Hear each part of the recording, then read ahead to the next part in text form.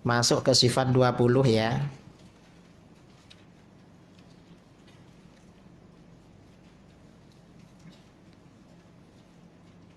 (80). Muka surat 80.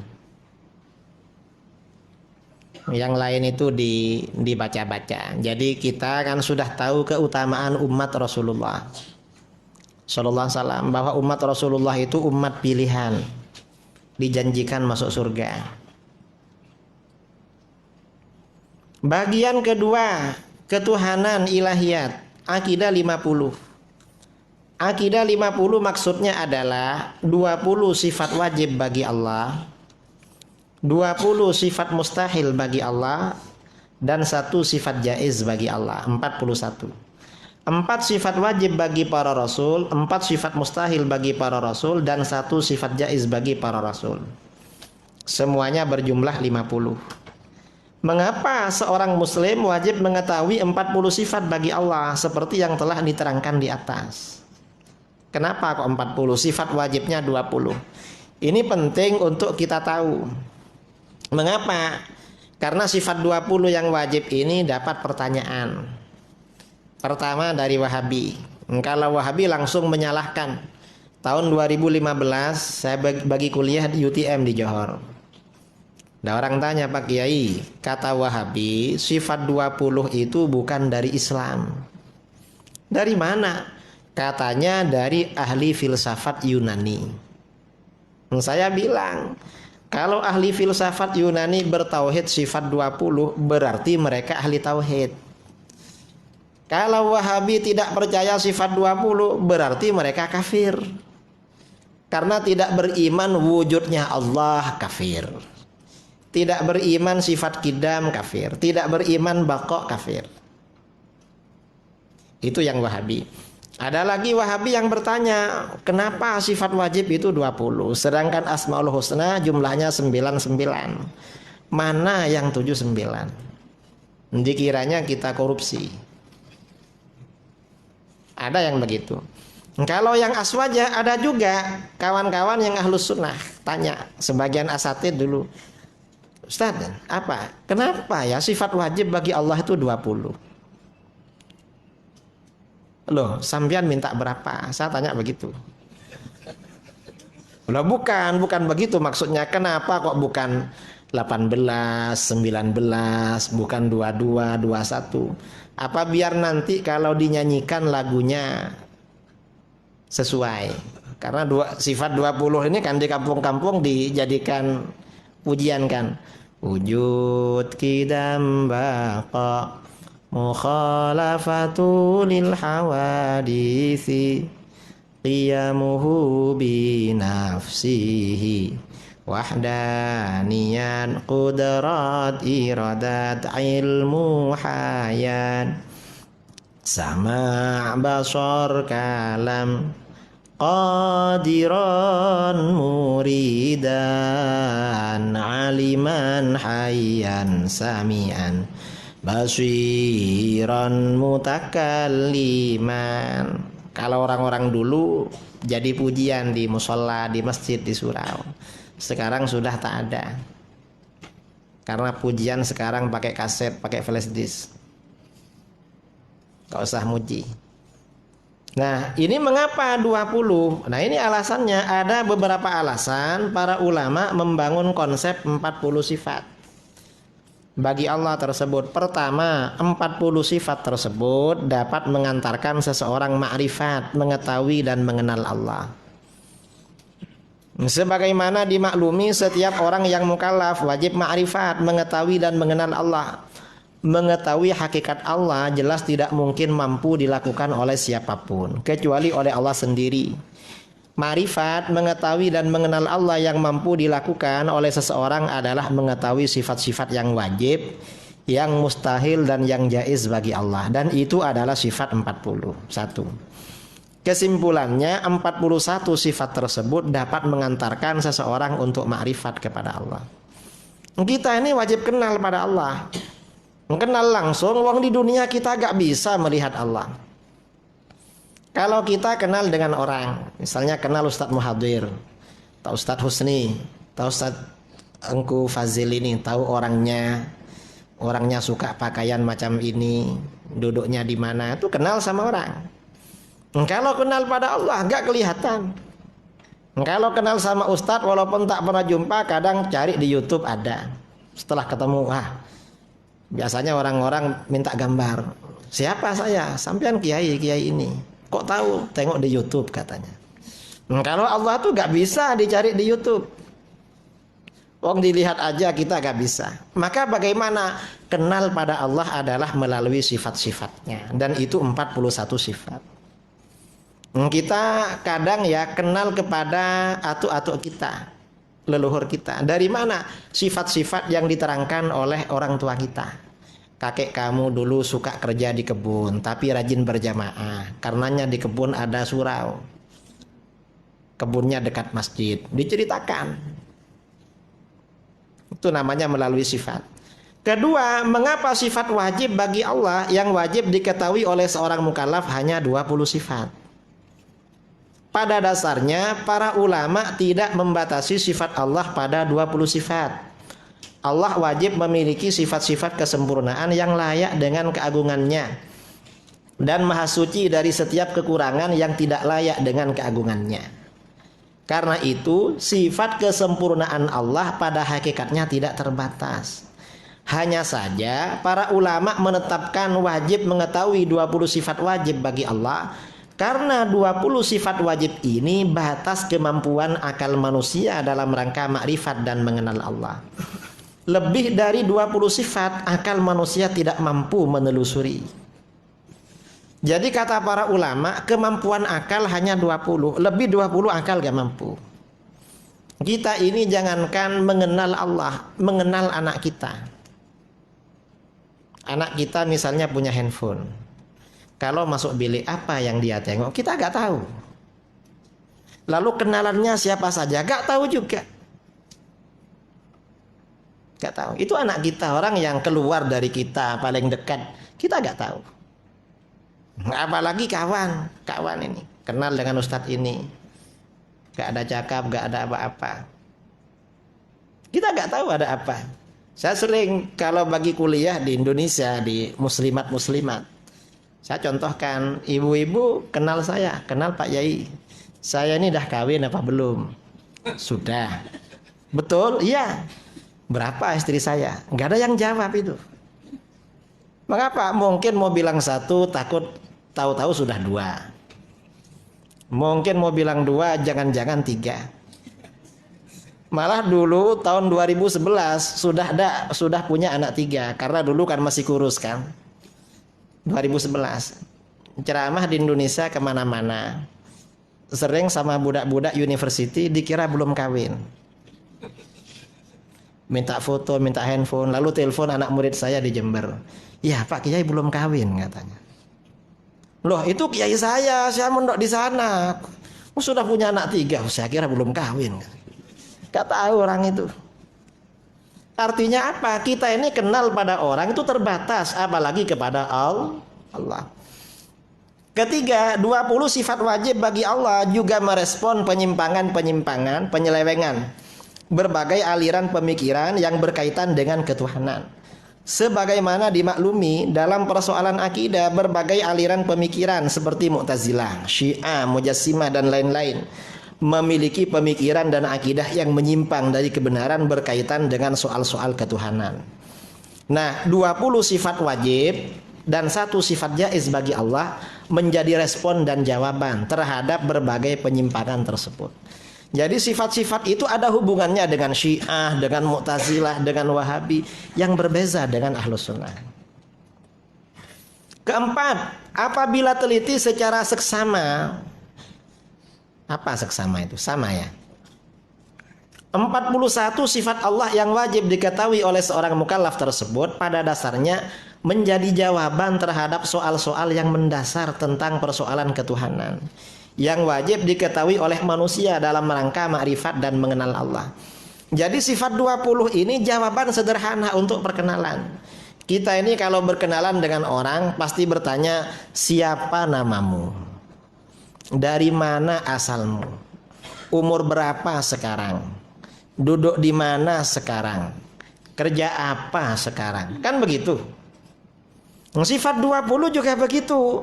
Sehari semalam kita beribadah kepada Allah. Pertanyaan pertama, apakah Allah ada? Jawabnya adalah sifat wujud. Dibentangkan dalil-dalil wujudnya Allah. Pertanyaan kedua, kalau Allah itu memang wujud, sejak kapan Allah wujud? Jawabnya adalah qidam. Wujudnya Allah tanpa permulaan. Diterangkan dalil-dalilnya.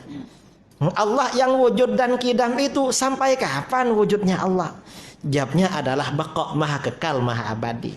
Kalau manusia di IC kan ada tanggal lahir kan. Mengapa ada tanggal lahir? Dia bukan Tuhan, memang ada tanggal lahirnya. Nanti setelah mati oleh anaknya dibuat tanggal mati. Karena tidak baqa memang. Wal baqa lillah, baqa itu hanya milik Allah. Allah yang wujud, qidam dan baqa seperti apa? Orang ini kalau dibicarakan tentang sesuatu, misalnya ditawarkan beli rumah, beli kereta atau kawin, pasti tanya, seperti apa ya? Kalau Allah yang ditanya seperti apa, jawabnya mukhalafatul hawadithi. Allah tidak serupa dengan apapun perkara yang baru. Pertanyaan keempat, pertanyaan kelima, Allah yang wujud, qidam, baqa, mukhalafatul hawadithi. Duduknya di mana? Kita ini kalau sudah ini kan ingin tahu duduknya di mana. Kalau Wahabi yang menjawab ada di Arash. Setiap pukul 3 pagi turun ke langit. Ini kalau Wahabi kan ya. Tahu mereka tempatnya. Kalau Ahlus Sunnah menjawab qiyamuhu binafsihi.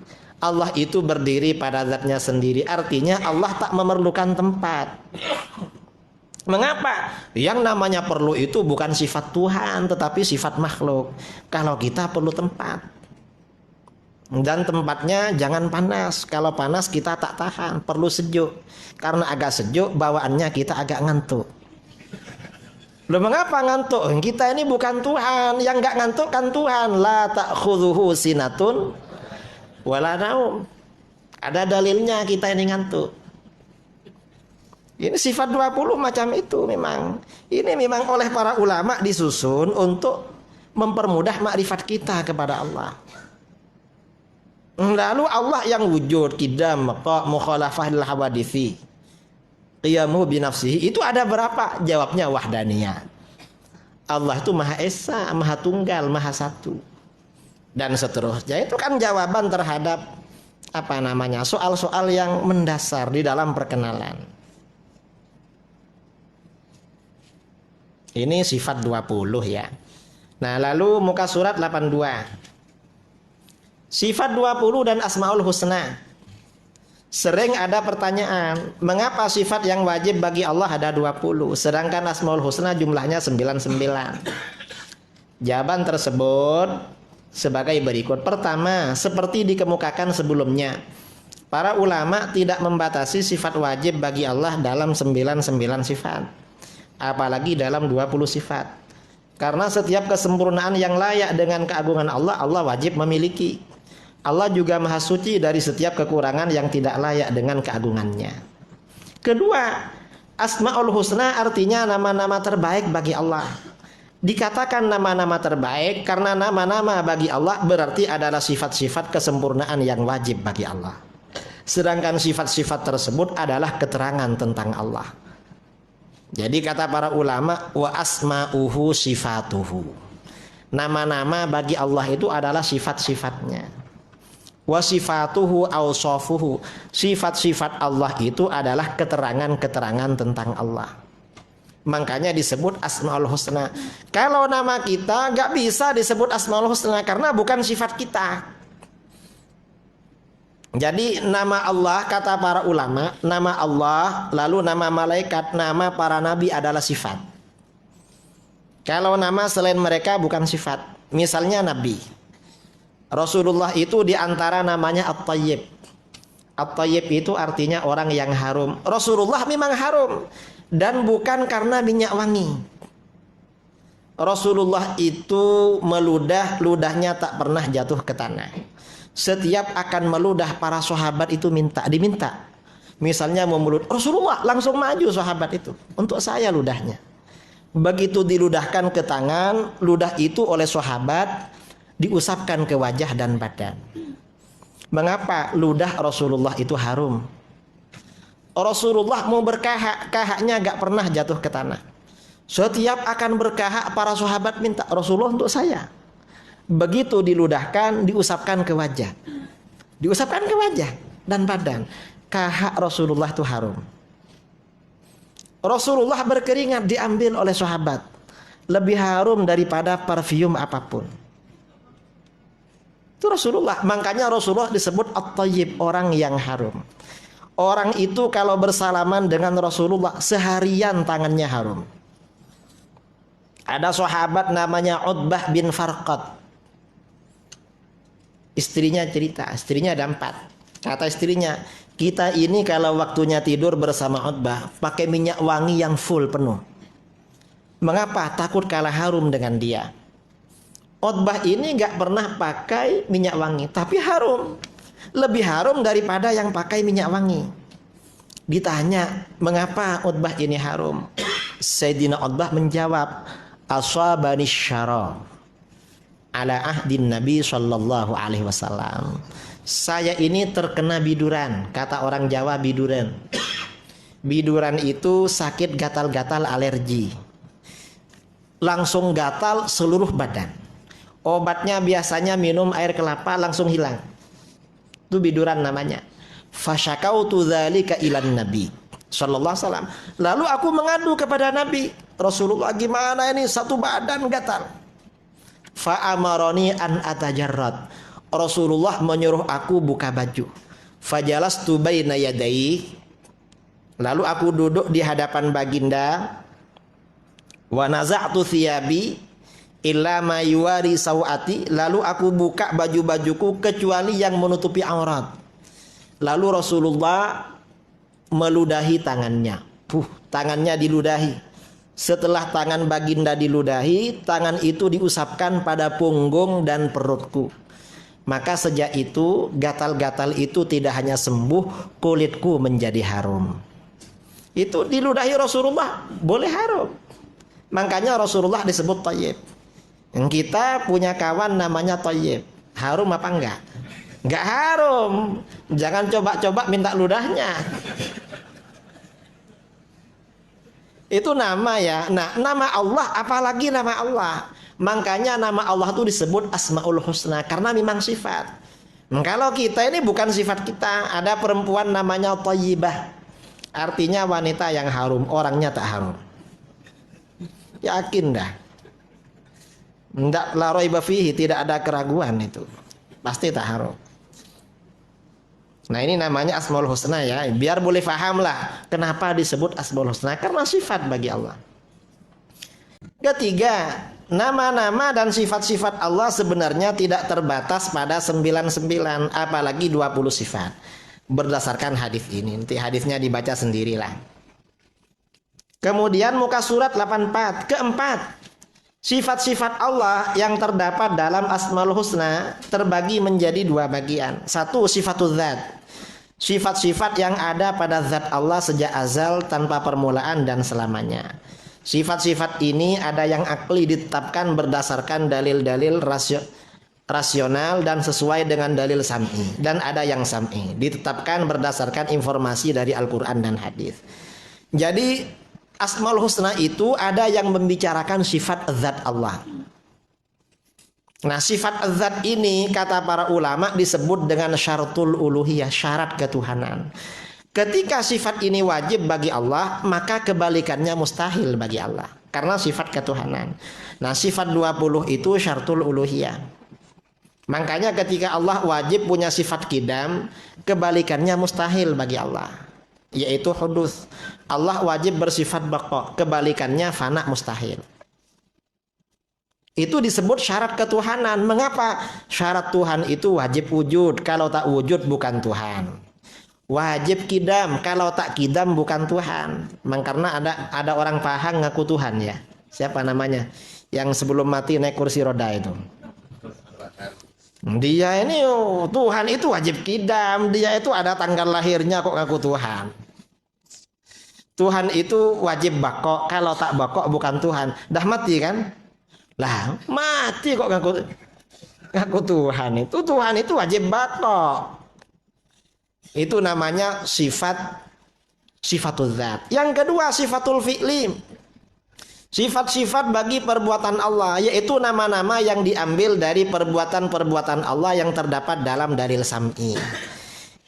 Dimiliki oleh Allah selamanya dan tidak pada azal, tanpa permulaan. Ini menurut mazhab Asy'ari. Contoh sifatul fi'li seperti al-khaliq, ar-razik, al-mu'ti, al-mani, ya. Itu sifatul fi'li. Artinya membicarakan perbuatan Allah.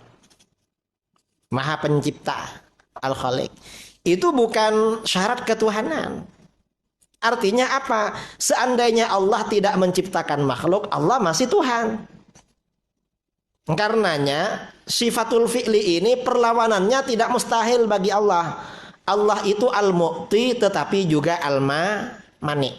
Allah maha memberi tetapi juga maha tidak memberi.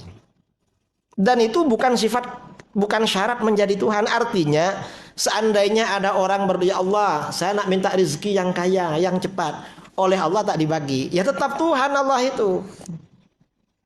Karena memang bukan syaratnya ketuhanan. Kalau yang sifat 20 itu syarat ketuhanan. Kata ulama macam itu. Kemudian yang kelima, kenapa 20 sifat? Menurut Ahlus Sunnah wal Jamaah, 99 sifat dalam Asmaul Husna semuanya kembali pada sifat-sifat Allah dalam 20 sifat tersebut. Jadi semuanya tercover, masuk dalam, include dalam 20 itu. 20 itu kesimpulan para ulama daripada 99 Asmaul Husna. Itu ceritanya hubungan sifat 20 dengan Asmaul Husna. Jadi sifat 20 itu mengantarkan makrifat pada Allah. Kalau tauhidnya Wahabi gak bisa makrifat, membingungkan. Pakai tauhid 3, gak bisa makrifat, itu bingung. Karena mengapa? Kata Wahabi, Tuhan duduk di arasy. Setiap pukul 3 pagi turun ke langit. Wahabi ditanya, itu pukul 3 ikut waktu daerah mana? Karena pukul 3 kalau waktu negara, tiap negara beda-beda. Kalau waktu tempatan, waktu istiwa, tiap daerah beda-beda. Nanti Wahabi jawab, turun terus sesuai waktu daerah masing-masing. Lalu kalau turun terus, naiknya kapan? Wahabi tak boleh jawab. Sebagian Wahabi jawab, Tuhan itu turun ke langit tapi masih ada di arasy. Loh, macam mana turunnya? Katanya turun kok ada di arasy. Ini bingung mereka, gak jelas. Nah, Ahlus Sunnah ini menjelaskan, ya, memberikan penjelasan. Kemudian sifat wajib 20 bagi Allah. Sifat wajib 20 bagi Allah ini yang pertama adalah wujud. Di antara sifat yang wajib bagi Allah adalah sifat wujud. Dengan arti bahwa wujudnya Allah itu wajib menurut akal karena zatnya. Bukan karena alasan atau ilat dan bukan karena sebab akibat. Karena itu Allah disebut dengan wajibul wujud. Titik, ya. Kalau selain Allah, wujudnya itu ada yang karena ilat dan ada karena sebab. Ilat itu karena alasan, ada karena sebab. Karenanya kalau kita ini wujudnya karena sebab. Kalau kita ditanya, kamu kok ada? Jawabnya adalah karena ada orang tua. Sebab ada orang tua. Jadi wujudnya kita karena sebab orang. Loh, kok bisa? Ya, orang tua dulu main-main lalu jadi saya. Loh, orang tua kamu kok ada? Loh, orang tuanya dulu main sepak bola lalu jadi. Sampai Nabi Adam. Nabi Adam kok ada? Kalau Nabi Adam ini wujudnya karena ilat. Nabi Adam itu ada karena diciptakan oleh Allah. Kalau Allah ditanya kenapa Allah ada? Ya gak bisa ditanyakan. Memang Allah itu wajibul wujud. Memang ada. Kenapa kok ada? Ya gak kenapa, memang ada. Gak bisa ditanya. Kalau kamu ditanya kenapa kok ada? Itu bedanya. Makanya Allah disebut dengan wajibul wujud. Nah, dalil sifat wujud ini penting untuk dijelaskan. Di sini ada beberapa dalil sifat wujud, ya, terutama zaman sekarang. Kalau orang itu gak tahu dalil sifat wujud Allah, maka nanti macam mana? berjumpa, masuk university, jumpa dengan pensyarah-pensyarah liberalisme, pluralisme, komunisme, nanti diajak ragu-ragu wujudnya Allah. Na'udzubillah min dzalik. Ini dah banyak di university di Indonesia. Banyak.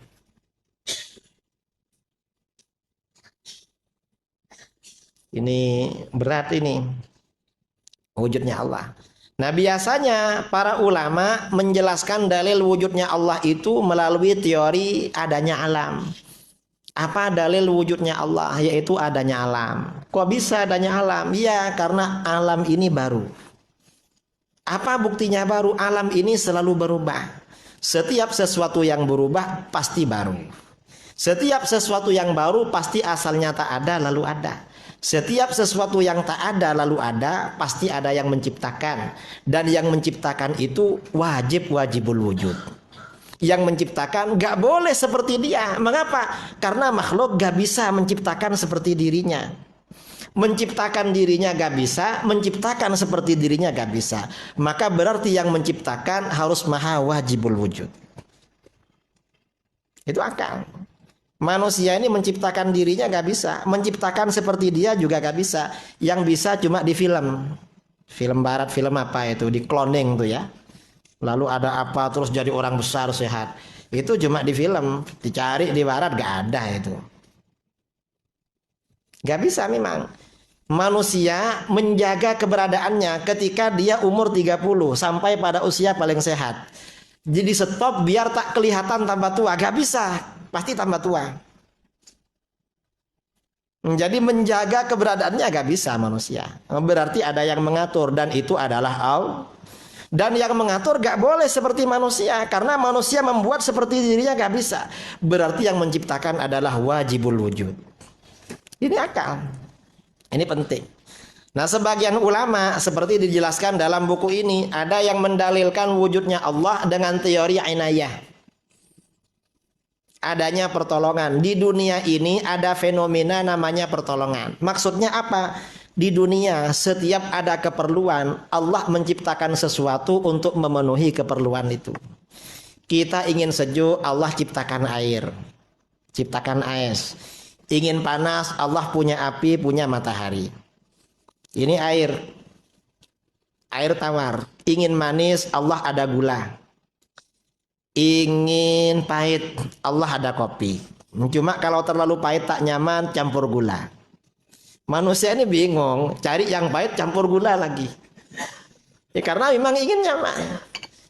Setiap ada penyakit ada obatnya, kecuali kalau sudah masanya. Jadi di dunia ini setiap ada keperluan, ada sesuatu yang memenuhi keperluan itu. Siapa yang menyiapkan itu? Ini dalil wujudnya Allah. Ini diantara dalil-dalil wujudnya Allah ya. Jadi sifat wujud. Lalu kita pindah muka surat 97. Mukhalafatuhu lil hawadithi. Apa saja selain Allah disebut dengan hawadith, yaitu perkara baru. Apa saja selain Allah adalah makhluk yang diciptakan oleh Allah. Sudah barang tentu zat Allah tidak sama dengan zat makhluk apapun. Sifat-sifat Allah juga tidak sama dengan sifat-sifat makhluk apapun. Allah wajib bersifat mukhalafatuhu lil hawadithi, yaitu berbeza dengan semua perkara yang baru atau berbeza dengan semua makhluk. Dalilnya di dalam Al-Qur'an Allah berfirman, laisa kamitslihi syai' wa huwas samiul basir. Tidak ada sesuatu pun yang serupa dengan Allah. Dan dialah yang maha mendengar lagi melihat. Jadi gak ada yang serupa. Mengapa gak ada sesuatu yang serupa dengan Allah? Kalau ada suatu perkara baru serupa dengan Allah, berarti Allah juga baru. Karena setiap sesuatu pasti memiliki hukum yang sama dengan apa yang serupa dengannya. Pasti sama itu. Sedangkan Allah wajib bersifat qidam, wujudnya tanpa permulaan. Karena Allah wajibul wujud, berarti Allah tak serupa dengan perkara baru. Itu wajib Allah. Karenanya kata para ulama ya, para ulama mengatakan muka surat 100 itu kullu ma khatara bi balik fallahu bi khilafi dzalik. apa saja yang terlintas dalam pikiran kamu, dalam benak kamu, maka Allah berbeza dengan hal tersebut. Orang memikirkan Allah macam apa, Allah gak sama dengan itu. Mengapa? Karena hasil pikiran manusia pasti dipengaruhi oleh apa yang pernah dia lihat. Walaupun di alam nyata gak ada, pasti dipengaruhi oleh itu. Manusia itu. Dulu contoh ya, manusia menggambarkan sesuatu yang tidak pernah dia lihat. Dan ternyata tidak bisa keluar dari apa yang pernah dilihat. Apa? Dulu bangsa kita di Melayu, entah di Malaysia, di Indonesia. Dulu saya masih kecil ingat, di tembok-tembok rumah itu ada gambarnya makhluk namanya Buraq. Rasulullah ketika Mi'raj, Isra naik Buraq. Di sini dulu ada gambar Buraq.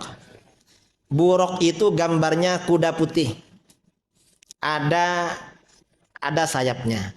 Lalu wajah perempuan cantik. Di kepalanya ada mahkota. Cari kuda seperti itu, saya ini sudah di Indonesia, sudah Aceh sampai Nusa Timur sudah keliling, tak pernah jumpa. Di Malaysia sampai Sabah Sarawak tak ada. Coba ada saya mau beli. Kalau pergi ceramah enak naik kuda macam ini, biar tak penat. Walaupun cari kuda macam ini tak ada di dunia, tapi bagian-bagiannya ada. Badannya kuda, ya kuda memang macam itu. Lalu sayap. Sayapnya tinggal pilih, apa sayap ayam, apa sayap burung, apa sayap bebek, terserah. Lalu kepalanya kepala perempuan. Lah ini tinggal suka-suka. Apa wajah ya, wajahnya kan wajah perempuan. Apa wajah Melayu, apa wajah Arab, apa wajah Amoy, atau wajah India. Terserah. Kan tinggal pilih itu. Tinggal pesan. Lalu di kepalanya ada mahkota. Itu tinggal pesan sama pandai besi untuk dibuatkan. Nah ini artinya apa? Manusia itu membayangkan apapun gak bisa keluar dari apa yang pernah dilihat. Karena itu kata para ulama, Allah gak serupa dengan apapun yang ada di pikiran kamu. Allah berbeda dengan itu. Allah mampu menciptakan seperti yang kamu pikirkan, bahkan lebih hebat daripada yang kamu pikirkan. Itu namanya mukhalafatul hawadits. Ini berbeda dengan Wahabi. Kalau kata Wahabi, Allah itu mukhalafatul hawadits, tapi tak begitu mukhalafatu. Ada mirip-miripnya. Lah gimana miripnya? Di sebagian kitab mereka dikatakan Tuhan itu seperti seorang laki-laki, masih muda, belum berjenggot. Tingginya 30 meter.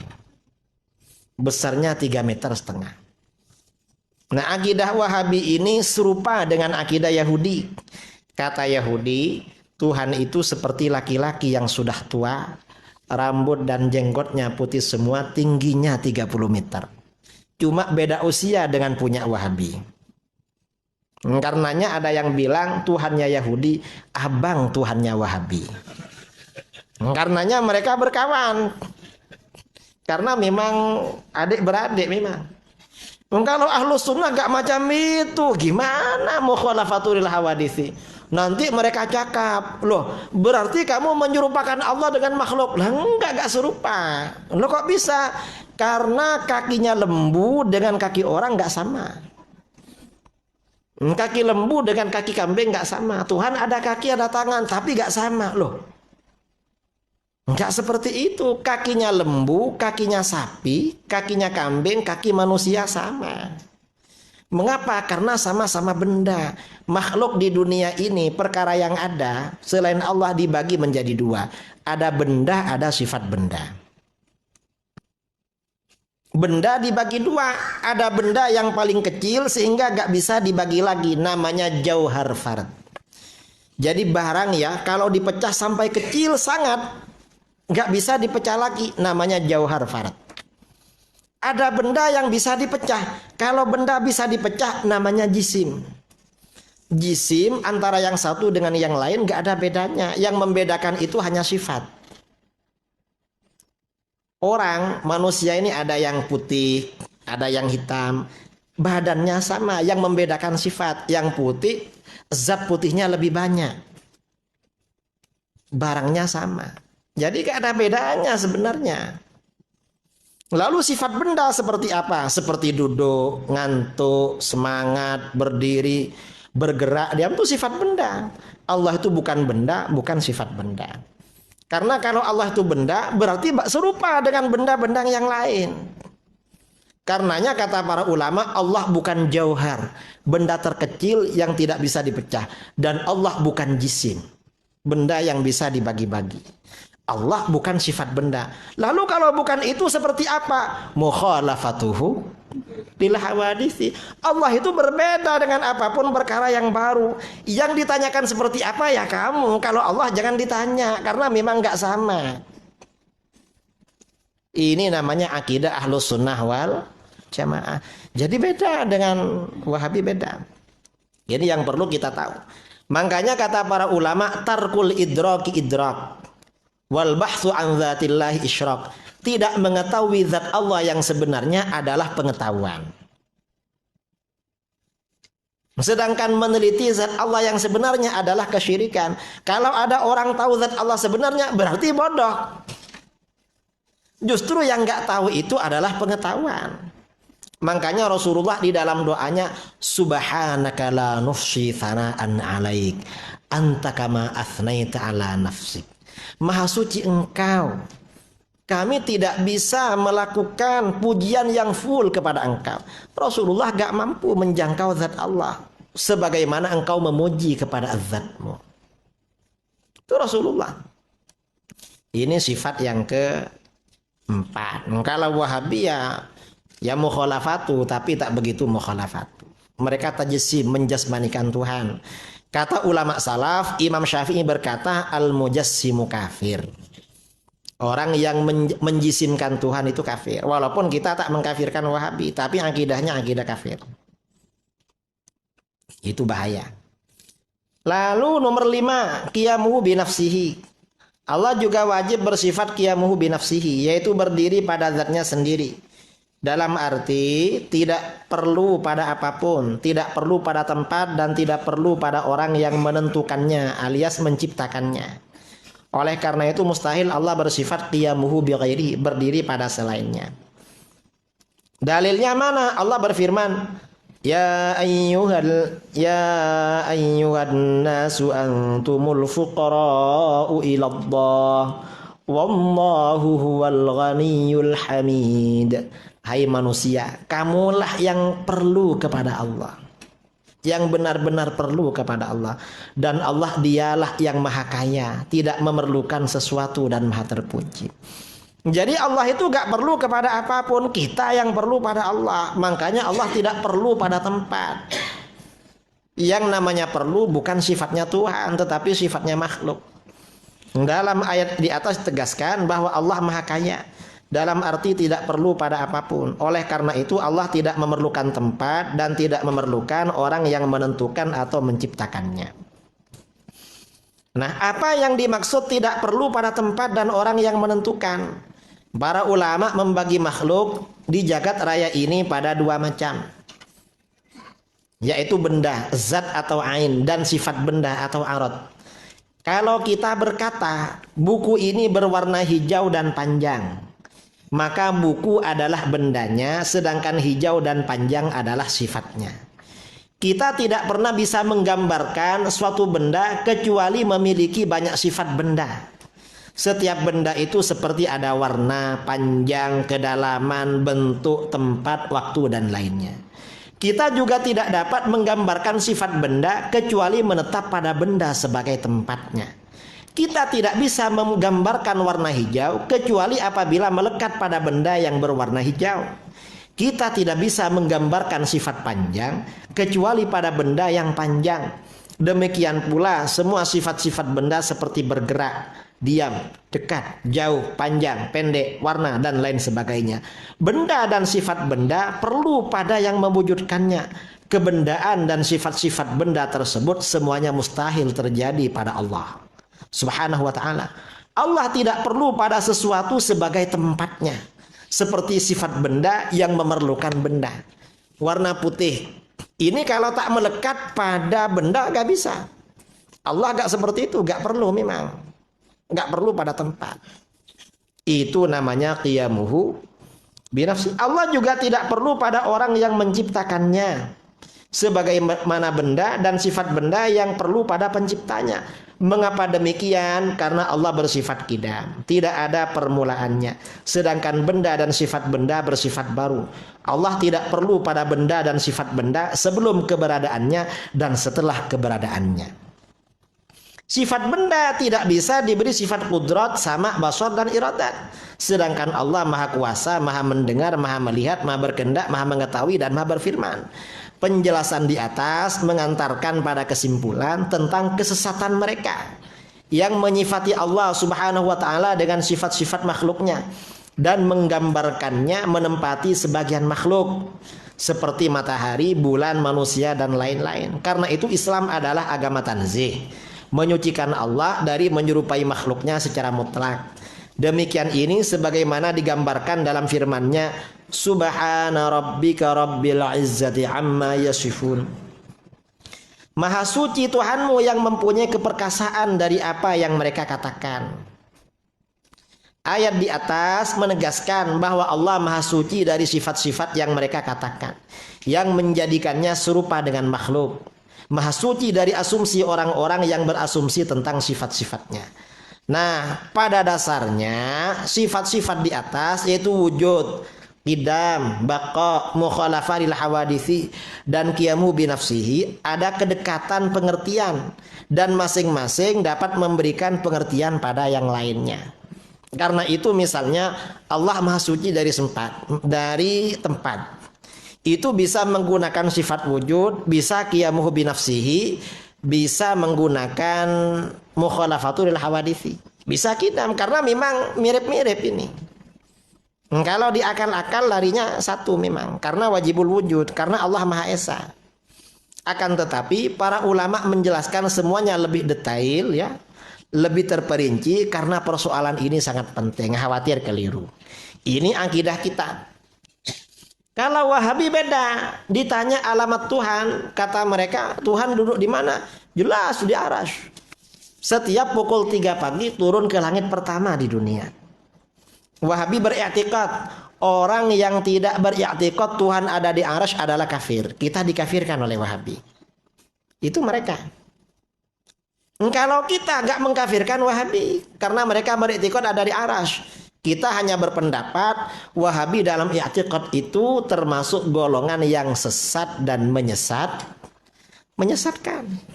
Kita macam itu. Tahun 2009 saya berdebat dengan Wahabi di Surabaya sama Blitar. Lalu 2015 saya ada di Perak. Yang di Perak itu debat melalui WhatsApp, chat. Kata Wahabi, Kiai, gak benar kalau Allah itu tidak bertempat. Mengapa? Karena Allah ada. Setiap sesuatu yang ada pasti bertempat. Kalau tidak bertempat berarti tidak ada. Saya bilang, kalau begitu kamu bisa kafir. Loh kok begitu? Saya tanya, di mana tempatnya Allah? Lalu dia jawab, jelas di arsy. Kalau begitu kamu bisa kafir. Loh kok gitu? Saya tanya, arsy ini makhluk apa bukan? Kalau kamu jawab arsy bukan makhluk, kamu kafir. Karena beriktikad ada selain Allah bukan makhluk Allah. Tapi kalau kamu jawab arsy ini makhluk, kamu bisa kafir. Cuma kafirnya tidak langsung. Kamu pilih kafir yang langsung apa yang tak langsung. Kalau yang langsung kamu jawab arsy bukan makhluk. Kalau yang tak langsung kamu jawab arsy makhluk. Pilih yang mana? Setelah dia berpikir, kata dia, ya jelaslah arsy itu makhluk, mau apa lagi?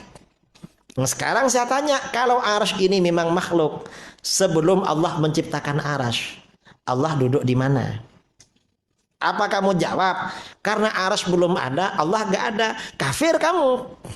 Atau kamu bilang, karena arsy belum ada, Allah gak bertempat, berarti akidah kamu sesat, keliru yang tadi, gimana? Kata Wahabi yang di Surabaya, Ustadz gak boleh tanya begitu. Loh, mengapa tidak boleh? Karena itu pertanyaan haram. Loh, mengapa haram? Karena itu pertanyaan bid'ah. Kullu bid'atin dhalalah. Wahabi itu kalau ditanya lalu gak bisa jawab, yang bertanya yang diharamkan. Ini mereka. Padahal itu sudah ditanya oleh para sahabat. Dalam hadis Bukhari, nas'aluka an awwali hadzal amr. Rasulullah, kita bertanya permulaan ini. Rasulullah menjawab, kanallah walam yakun syai'un ghairuh. Allah sudah ada pada azal tanpa permulaan dan gak ada sesuatu selain Allah. Artinya tempat dan arah belum ada. Berarti Allah tidak bertempat. Itu Wahabi yang Indonesia. Yang 2009, yang 2015 beda lagi. Ketika saya tanya, arasy ini makhluk apa bukan? Ya jelaslah makhluk. Kalau memang arasy makhluk, sebelum Allah menciptakan arasy, Allah tinggal di mana, duduk mana? Setelah saya tunggu-tunggu, kata dia, ya suka-suka Allah lah mau di mana katanya. Artinya apa? Dalam pikiran mereka, Allah itu benda kecil ada di dalam tempat yang besar. Itu kan sifatnya makhluk, bukan sifatnya khalik. Katanya Allahu Akbar, Maha besar kok kecil. Ini mereka. Artinya mereka ini tidak mengagungkan Allah karena mereka tidak makrifat kepada Allah. Ini akidahnya orang sesat. Nah, ketika umat Islam, ketika Mekah dan Madinah dikuasai oleh orang yang akidahnya qiyamuhu binafsihi, sifat 20, umat Islam ini berjaya. Dulu abad keempat, ketika Mekah dikuasai oleh orang Syiah, lalu Syiah menguasai Mesir dan sebagian Syria, Palestina jatuh ke orang-orang Eropa. Sultan Salahuddin Al-Ayyubi untuk mengusir orang-orang Kristen dari Palestina, yang pertama kali dilakukan, orang-orang yang akidahnya rusak ini dikalahkan. Lalu negaranya dikuasai, lalu disebarkan Ahlus Sunnah wal Jamaah. Tahun 1924, Wahabi menguasai Mekah Madinah. Akidah yang duduk di arasy. Beberapa puluh tahun kemudian Palestina jatuh ke Israel. Wahabi cakap, bukti Wahabi ini benar. Mekah Madinah yang kuasa Wahabi. Jawaban kita, justru karena Mekah Madinah dikuasai Wahabi, Palestina jatuh ke Israel. Lepas itu Afghanistan jatuh ke Uni Soviet. Lepas itu Bosnia Herzegovina jatuh ke Yugoslavia. Lepas itu Irak jatuh ke Amerika. Lepas itu Libya, lalu Syria, lalu Yaman. Padahal di Saudi setiap khutbah Jumat, Allahumma a'izzal Islam wal muslimin, Allahumma ansuril Islam wal muslimin. Ya Allah, berikan kemenangan orang Islam dan kaum muslimin. Dulu awal-awal mula doa fi Filastin, di Palestina. Ternyata lepas itu Afghanistan jatuh. Ditambah lagi, Allahumma ansuril Islam wal muslimin fi Palestina wa Afghanistan. Lepas itu Bosnia Herzegovina. Tambah lagi, Allahumma ansuril Islam wal muslimin fi Filastin wa Afghanistan wal Bosna wal Herzeg. Lepas itu Irak, ditambah lagi wal Irak. Lepas itu Libya, ditambah lagi wal Libya. Terakhir macam mana? Allahumma ansuril Islam wal muslimin fi kulli makan. Karena semuanya kita ini kalah memang. Di mana-mana orang-orang di luar Islam ini, di negara-negara Islam ini merongrong pada umat Islam. Sampai di Indonesia 2 tahun lepas ada demo 212. 10 juta demo. Itu mengapa? Karena umat Islam kalah. Beraninya cuma demo. Ya mengapa? Karena Mekah Madinah dikuasai oleh orang yang ini. Itu berpengaruh itu. Ini akidah ya. Kemudian kita muka surat 134. Allah Maha Suci dari arah dan tempat.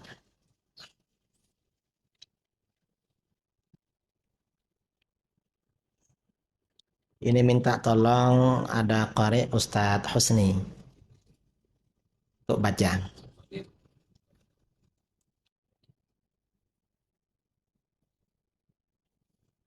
atau Ustaz Muhadir 134.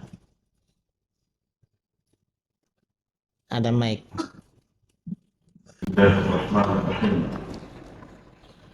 Qala syekhuna wa nafa'ana bihi bi'ulumihi fid dharain amin.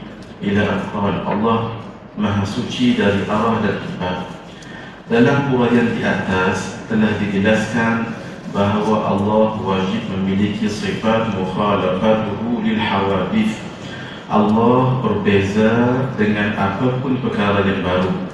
Sifat ini termasuk sifat salbiyah, yaitu sifat yang menafikan apa sahaja yang tidak layak bagi Allah, antara lain ada dalam arah dan tempat. Allah Maha Suci dari arah dan tempat. Lebih jelasnya, apakah dalil-dalil bahawa Allah ada tanpa arah dan tempat? Terdapat sekalian banyak dalil, baik dari Al-Quran, hadis dan dalil-dalil aqli, rasional, yang menunjukkan bahawa Allah ada tanpa arah dan tanpa tempat. Dalil yang pertama, Allah Subhanahu wa ta'ala berfirman, "Laisa kamitslihi syai'," tidak ada suatu pun yang serupa dengan Dia. Ayat ini adalah ayat yang paling tegas dalam menjelaskan kesucian Allah secara mutlak dari menyerupai apapun. Allah Azza wa Jalla tidak menyerupai makhluknya dari aspek apapun, sehingga Allah itu tidak memerlukan kepada tempat yang menjadi tempatnya dan tidak memerlukan kepada arah yang menentukannya. Keberadaan Allah Subhanahu wa ta'ala tanpa tempat dan tanpa arah, seperti yang dikatakan oleh Sayyidina Ali bin Abi Thalib radhiyallahu ta'ala anhu, "Kana Allah wa la makan wa huwa al-an ala ma alayhi kan." Allah Subhanahu wa ta'ala itu ada sebelum adanya tempat, dan keberadaan Allah sekarang seperti keberadaannya sebelum adanya tempat. Ayat di atas juga menjadi dalil bagi ahli sunnah wal jamaah bahawa Allah memiliki sifat mukhalafatuhu lil hawadith, yaitu Allah tidak menyerupai makhluk-makhluknya.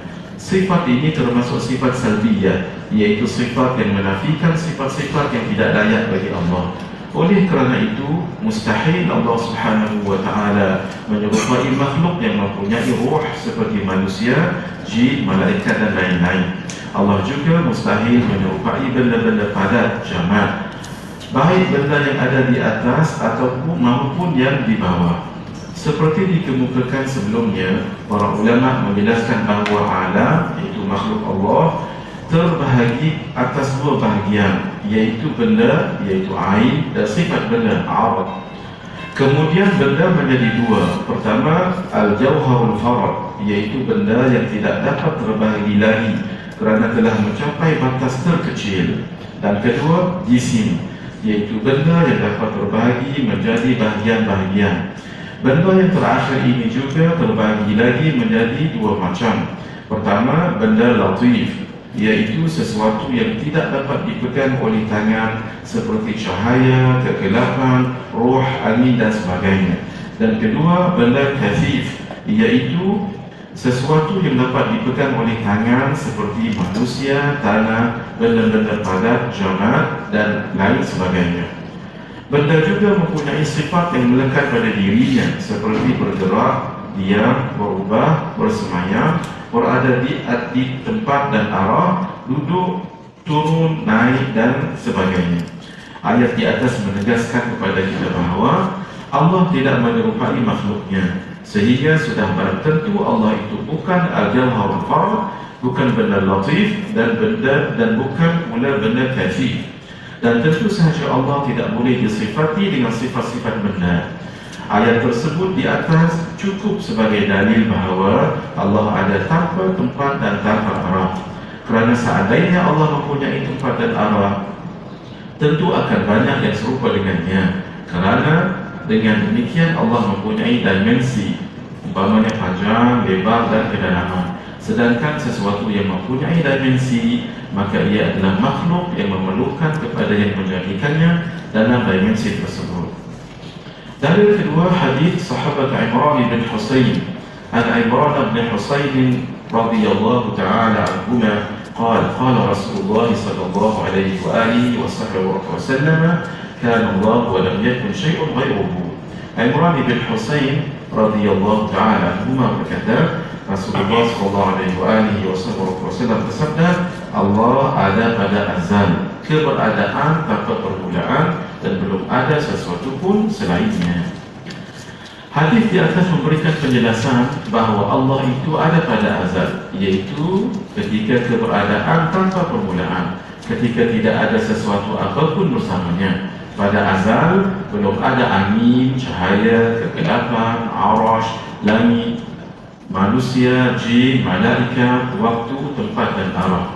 Dengan demikian berarti Allah itu ada sebelum terciptanya tempat dan arah. Allah juga tidak berubah dari wujud yang semula, yakni tetap ada tanpa tempat dan arah, kerana berubah adalah ciri dari sesuatu yang baru, yaitu makhluk. Sekarang, apabila akal dapat menerima bahawa Allah ada sebelum terciptanya arah dan tempat, maka tentu saja akal dapat menerima wujudnya Allah tanpa tempat dan arah setelah terciptanya tempat dan arah. Dan hal ini bukan termasuk penafian atas wujudnya Allah. Dari yang ketiga, hadis sahabat Abu Hurairah an Abi Hurairah radhiyallahu ta'ala anhu anna Nabiyya sallallahu alaihi wa alihi wasallam ya'muruna idza arada ahaduna an yanam ay yadtaji'a ala shiqqihi al-ayman thumma yaqul Allahumma rabbas samawati wa rabbal ardi wa rabbal 'arshil 'azim rabbana wa rabb kulli shay' faliqal habbi wan nawa wa munzilal tawrati wal injili wal furqan أعوذ بك من شر كل شيء أنت آخذ بناصيته اللهم أنت الأول فليس قبلك شيء وأنت الآخر فليس بعدك شيء وأنت الظاهر فليس فوقك شيء وأنت الباطن فليس دونك شيء اقض عنا الدين وأغننا من الفقر. Dari Abu Hurairah radhiyallahu ta'ala anhu, Nabi sallallahu alaihi wasallam selalu menyuruh kami apabila salah seorang kami hendak tidur, agar tidur miring pada bahagian badan yang sebelah kanan, kemudian berdoa, Ya Allah, Tuhan beberapa langit dan Tuhan bumi, Tuhan arash yang agung, Tuhan kami dan Tuhan segala sesuatu, yang membelah biji dan biji kurma, yang menurunkan kitab Taurat, Injil dan Al-Quran. Aku berlindung kepadamu dari keburukan segala sesuatu yang engkau pegang ubun-ubunnya. Ya Allah, Engkaulah yang maha awal, tidak ada sesuatu sebelum Engkau. Engkaulah yang maha akhir, tidak ada sesuatu sesudah Engkau. Engkaulah zahir, yaitu yang segala sesuatu menunjukkan akan adanya, tidak ada sesuatu di atasmu. Dan Engkaulah al-batin, yang tidak dapat dibayangkan, tidak ada sesuatu di bawahmu. Lunaskanlah hutang kami dan jadikanlah kami kaya, jauh dari kefakiran. Hadis sahih di atas memberikan beberapa pesan. Pertama, sebelum tidur, seseorang dianjurkan mengingat Allah dengan semua sifat-sifatnya yang berkaitan dengan tauhid.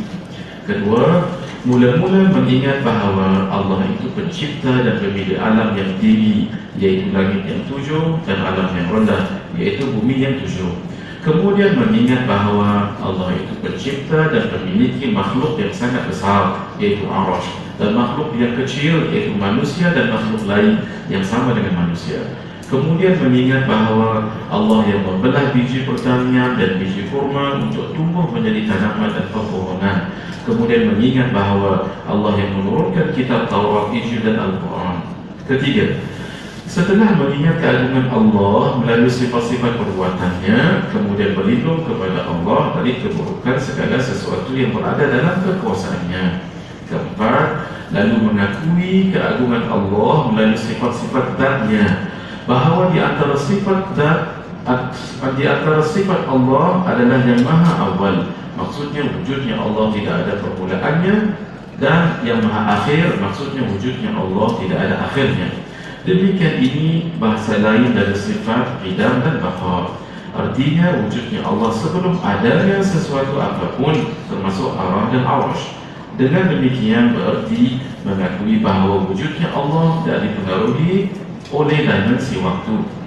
Di sini perlu dijelaskan bahawa wujudnya Allah sebelum adanya segala sesuatu, termasuk arah, tempat dan arash, menunjukkan bahawa wujudnya Allah tidak bertempat sebelum terciptanya tempat. Kelima, mengakui bahawa di antara sifat Allah adalah al-zahir, maksudnya tidak ada sesuatu di atasnya, dan al-batin, maksudnya tidak ada sesuatu di bawahnya.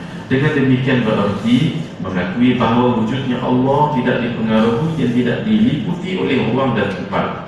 Dalam konteks ini, Al-Imam Al-Baihaqi mengatakan wastadalla ba'du ashabina fi nafyi al-makan anhu biqawli Nabi sallallahu alaihi wasallam anta adh-dhahiru falaysa fawqaka shay' wa anta al-batinu falaysa dunaka shay' wa idza lam yakun fawqahu shay'un wa la dunahu shay'un lam yakun fi makani.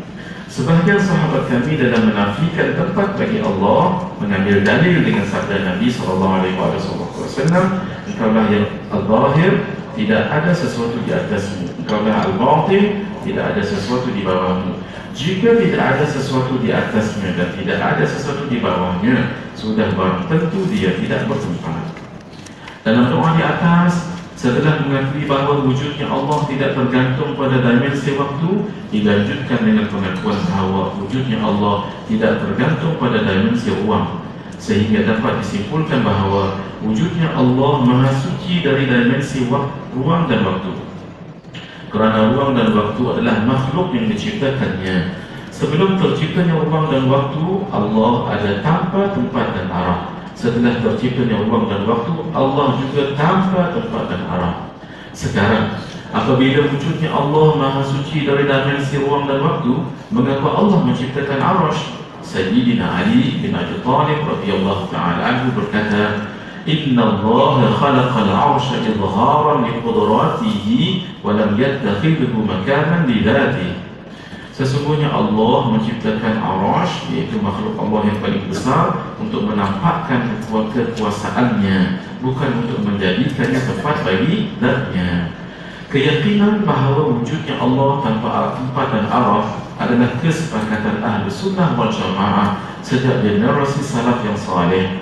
Hari ini sebagaimana ditegaskan oleh seorang ulama salaf, yaitu Al-Imam Abu Ja'far At-Tahawi dalam Al-Aqidah At-Tahawiyah تعالى يعني الله عن الحدود والغايات والأركان والأدوات لا تحويه الجهات الست كسائر المبتدعات. Maha suci Allah dari batas-batas, yaitu bentuk kecil maupun besar, sehingga Allah tidak mempunyai ukuran sama sekali. Batas akhir, sisi-sisi anggota badan yang besar seperti tangan, wajah dan anggota badan lainnya, maupun anggota badan yang kecil seperti mulut, lidah, anak lidah, hidung, telinga dan lainnya. Ia tidak diliputi oleh satu maupun 6 arah penjuru, sama ada atas, bawah, kanan, kiri, depan dan belakang. Tidak seperti makhluknya yang diliputi 6 arah penjuru tersebut.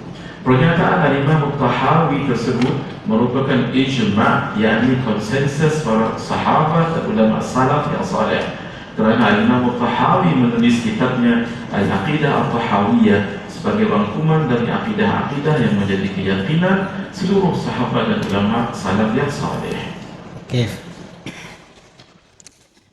Jadi ini berbicara tentang salah satu bagian dari akidah Ahlus Sunnah wal Jamaah, bahwa Allah maha suci dari arah dan tempat.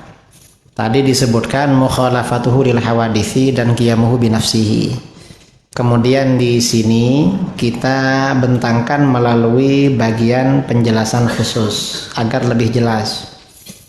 Dan ini hanya menyampaikan beberapa dalil. Satu, dalil Al-Quran, lalu kedua dalil hadis, 3 dalil hadis. Jadi ini hanya 3 dalil. Sebenarnya para ulama membentangkan dalil wujudnya Allah tanpa tempat dan arah bukan hanya 3 dalil. Kalau semuanya dirangkum mungkin boleh jadi satu buku macam ini. Kini mengapa dibentangkan seperti ini? Karena orang Wahabi beranggapan i'tiqad bahwa Allah tidak bertempat itu akal-akalan. Hanya akal, gak ada dalil nasnya. Loh, memang memahami nas itu perlu pakai akal, gak bisa kalau gak pakai akal. Dan alhamdulillah dalil-dalil macam ini Wahabi tidak mampu membantah, tak mampu jawab. Sebagian kitab Ahlus Sunnah tentang kitab ini ditahqiq. Ada kitab Al-Asma wa Sifat karangan Imam Baihaqi, menyebutkan Allah Maha Suci tempat dan arah. Lalu Wahabi menulis ini tak betul. Tapi ketika Imam Baihaqi menyampaikan alasan dalil ini hadisnya, mereka gak boleh jawab, gak bisa. Karena akidah Ahlus Sunnah ini memang kuat dalilnya dan sangat masuk akal. Ini bagian yang ini. Kemudian istamir. Nas muhkamat dan mutasyabihat. Di antara sifat wajib bagi Allah adalah mukhalafatuhu lil hawadith. Artinya Allah berbeza dengan semua perkara yang baru. Kerana apabila Allah sama dengan perkara yang baru, berarti Allah juga baru. Kerana dalam tinjauan akal, setiap sesuatu pasti memiliki hukum yang sama dengan apa yang serupa atau sama dengannya. Sedangkan Allah wajib bersifat qidam, tidak berpermulaan. Berarti Allah wajib berbeza dengan apa sahaja yang baru. Sifat ini telah diuraikan pada bahagian sebelumnya. Sedangkan dalil bahawa Allah wajib berbeza dengan semua perkara yang baru antara lain adalah firman Allah Ta'ala dalam Al-Quran, Laisa kamithlihi syai' wa huwas sami'ul basir. Tidak ada sesuatu pun yang serupa dengan dia dan dialah yang maha mendengar dan melihat. Hawadith atau perkara baru adalah apa sahaja selain Allah Subhanahu wa Ta'ala. Di antara sifat-sifat hawadith adalah memiliki rupa dan bentuk tersusun dari beberapa bahagian, memiliki masa tertentu dan tempat tertentu. Sedangkan Allah tidak serupa dengan apapun perkara yang baru dalam hal apa sahaja. Tetapi kita menjumpai pula beberapa ayat Al-Quran dan hadis-hadis Nabi SAW yang apabila kita memahaminya secara literal akan melahirkan kesan bahawa Allah Subhanahu wa Ta'ala memiliki kekurangan atau menyerupai makhluknya. Hal ini tentu bertentangan dengan ayat di atas, yaitu surah Asy-Syura ayat 11 tadi. Sedangkan ayat-ayat Al-Quran dan hadis-hadis Nabi SAW antara yang satu dengan yang lain harus saling membenarkan dan menguatkan, tidak saling menafikan dan membatalkan. Dari sini kita perlu mengetahui tentang konsep teks-teks yang muhkamat dan mutasyabihat. Ditinjau dari aspek pengertian ayat-ayat Al-Quran dan hadis-hadis Nabi SAW terbahagi menjadi dua, yaitu muhkamat dan mutasyabihat. Allah Subhanahu wa Ta'ala berfirman, هو الذي أنزل عليك الكتاب منه آيات محكمات هن أم الكتاب وأخرى متشابهات فأما الذين في قلوبهم زيغ فيتبعون ما تشابه منه ابتغاء الفتنة وابتغاء تأويله وما يعلم تأويله إلا الله والراسخون في العلم يقولون آمنا به كل من عند ربنا وما يذكر إلا أولو الألباب. Dialah yang menurunkan Alkitab, yaitu Al-Quran dengan kamu, kepada kamu. Di antara isinya ada ayat-ayat yang muhkamat, yaitu pokok-pokok isi Al-Quran, dan yang lain ayat-ayat mutasyabihat. Adapun orang-orang yang dalam hatinya condong kepada kesesatan, maka mereka mengikuti sebahagian ayat-ayat yang mutasyabihat darinya untuk menimbulkan fitnah, untuk mencari-cari takwilnya. Padahal tidak ada yang mengetahui takwilnya melainkan Allah. Dan orang-orang yang mendalam ilmunya berkata, kami beriman kepada ayat-ayat yang mutasyabihat, semuanya itu dari sisi Tuhan kami, dan tidak dapat mengambil pelajaran daripadanya melainkan orang-orang yang berakal. Ayat di atas memberikan beberapa pesan. Pertama, ayat di atas menegaskan bahawa di antara isi Al-Quran ada ayat yang muhkamat dan ayat yang mutasyabihat. Kedua, ayat muhkamat ialah ayat-ayat yang terang dan tegas maksudnya, serta dapat dipahami dengan mudah. Ayat muhkamat ini adalah yang menjadi induk ayat-ayat Al-Quran, dalam arti yang menjadi rujukan dalam memahami ayat-ayat mutasyabihat. Kedua, ayat mutasyabihat ialah ayat yang tidak jelas maksudnya atau memiliki beberapa kemungkinan maksud dan memerlukan pemikiran yang matang untuk mengarahkan pada satu maksud yang sesuai. Dalam memahami ayat-ayat mutasyabihat ini harus kembali kepada ayat-ayat muhkamat sebagai induk Al-Quran. Ketiga, ayat di atas menjelaskan bahawa kaum yang menyimpang dari kebenaran selalu menggunakan dalil-dalil mutasyabihat dan meninggalkan yang muhkamat kerana bertujuan menimbulkan fitnah. Kita perhatikan orang-orang di luar Ahlus Sunnah wal Jamaah seperti Mu'tazilah, Syiah, Wahabi, Kebatinan dan lain-lain selalu menggunakan dalil-dalil mutasyabihat dalam rangka membenarkan ajaran mereka dan mengabaikan dalil-dalil yang muhkamat sebagai rujukan dalam pemahaman. Keempat, ayat di atas juga menjelaskan bahawa penafsiran ayat-ayat mutasyabihat hanya diketahui oleh Allah dan orang-orang yang mendalam ilmunya seperti para ulama salaf yang saleh dan generasi penerus mereka dari kalangan ahli tafsir dan lain-lain. Selanjutnya berkaitan dengan sifat-sifat Allah, di manakah ayat-ayat yang dianggap muhkamat. Ayat-ayat yang muhkamat adalah ayat-ayat yang menunjukkan pada keagungan Allah secara mutlak, kesucian Allah dari menyerupai makhluknya dan kesucian Allah dari bertempat. Ayat-ayat tersebut adalah sebagai berikut: Laisa kamitslihi syai' wa huwas sami'ul basir. Hal ta'lamu lahu samiyya. Surah Maryam. Wa kullu syai'in 'indahu bimiqdar. Surah Ar-Ra'd. Wa lam yakul lahu kufuwan ahad. Surah Al-Ikhlas. Tidak ada sesuatu pun yang serupa dengan dia, dan dialah yang maha mendengar dan melihat. Surah Syura ayat 11. Apakah kamu mengetahui ada seorang yang sama dengan dia yang patut disembah? Surah Maryam. Dan segala sesuatu yang ada di sisinya ada ukurannya. Surah Ar-Ra'd. Dan tidak ada seorang pun yang setara dengannya. Surah Al-Ikhlas. Ayat-ayat di atas adalah di antara ayat-ayat yang muhkamat. Mengapa ayat-ayat tersebut dianggap muhkamat? Ada dua hal yang menyebabkan ayat-ayat tersebut dianggap muhkamat. Pertama, kerana dari segi maknanya, ayat-ayat tersebut sangat tegas dan gamblang dalam dan jelas. Tegas dan jelas dalam menunjukkan kesucian Allah dari menyerupai makhluknya dalam hal apapun dan kesuciannya dari memerlukan tempat. Pengertian demikian ini sesuai dengan keagungan dan kesempurnaan Allah. Kedua, sabab nuzul ayat tersebut menjadi jawapan dan penjelasan terhadap pertanyaan tentang sifat-sifat Allah Subhanahu wa taala. An Ubay bin Ka'b radhiyallahu taala anhu anna al-musyrikin qalu li Rasulillah sallallahu alaihi wa alihi wa sallam unsub lana rabbak fa anzala Allah qul huwallahu ahad Allahu samad fas-samad alladhi lam yalid wa lam yulad لأنه ليس شيء يولد إلا سيموت وليس شيء يموت إلا سيورث وأن الله تعالى عز وجل لا يموت ولا يورث ولم يكن له كفوا أحد قال لم يكن له شبيه ولا عدل وليس كمثله شيء.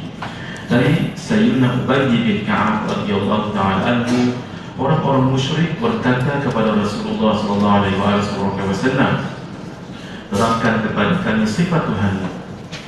Maka Allah menurunkan ayat, katakanlah, artinya katakanlah, dialah Allah yang Maha Esa. Allah adalah Tuhan yang bergantung kepadanya segala sesuatu. Dia tidak beranak dan tidak boleh diberanakkan. Kerana tidak ada sesuatu yang diberanakkan kecuali akan mati, dan tidak ada sesuatu yang mati kecuali akan diwariskan. Sedangkan Allah Subhanahu wa ta'ala tidak akan mati dan tidak akan diwariskan, dan tidak ada seseorang pun yang setara dengan dia. Ia berkata, tidak ada sesuatu yang menyerupai dan yang menyamainya, tidak ada sesuatu apapun yang serupa dengannya. Dalam riwayat yang dijelaskan Ali bin Abbas radhiyallahu ta'ala anhuma anna al-yahud ja'at an-nabiy sallallahu alaihi wa alihi وصحبه وسلم فقالوا يا محمد صف لنا ربك الذي بعثك فأنزل الله عز وجل قل هو الله أحد إلى آخرها فقال هذه صفة ربي عز وجل. Dari Sayyidina Ibnu Abbas radhiyallahu ta'ala anhuma, orang-orang Yahudi mendatangi Nabi sallallahu alaihi wasallam dan berkata, ya Muhammad, terangkan sifat Tuhanmu yang telah mengutusmu. Maka Allah azza wa jalla menurunkan ayat Qul huwallahu ahad sampai akhir ayat. Lalu Nabi sallallahu alaihi wasallam bersabda, ini adalah sifat Tuhanku azza wa jalla. Dalam hadis lain juga dijelaskan أن عائشة رضي الله تعالى عنها أن النبي صلى الله عليه وآله وصحبه وسلم بعث رجلا على سرية وكان يقرأ لأصحابه في صلاتهم ويختم بقل هو الله أحد. فلما رجعوا ذكروا ذلك للنبي صلى الله عليه وآله وسلم فقال سألوه لأي شيء يصنع ذلك فسألوه فقال لأنها صفة الرحمن وأنا أحب أن أقرأ بها.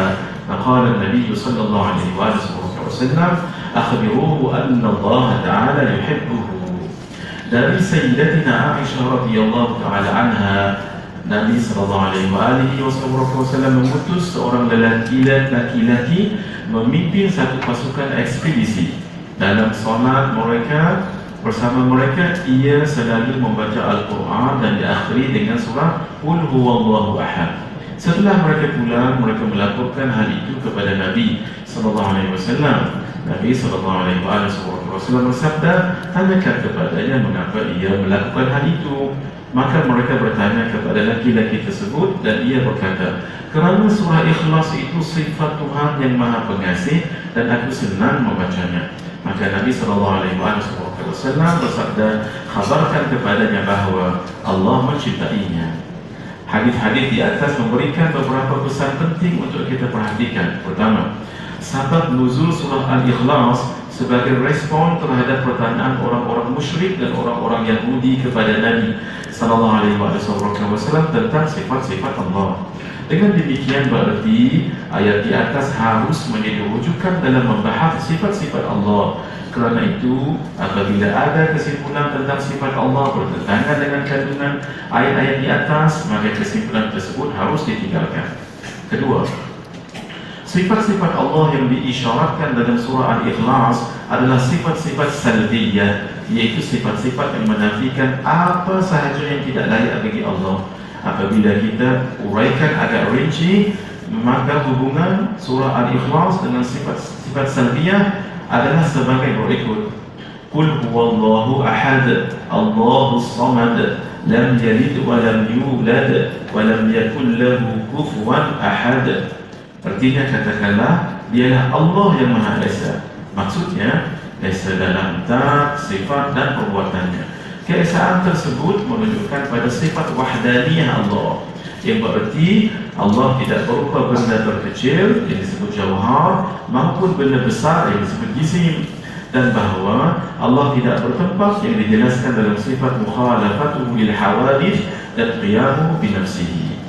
Kedua, Allah adalah Tuhan yang bergantung kepadanya segala sesuatu. Artinya, hanya Allah tempat bergantung segala sesuatu, sedangkan Allah tidak bergantung kepada apapun, sehingga dengan demikian Allah tidak berada dalam dimensi tempat dan arah.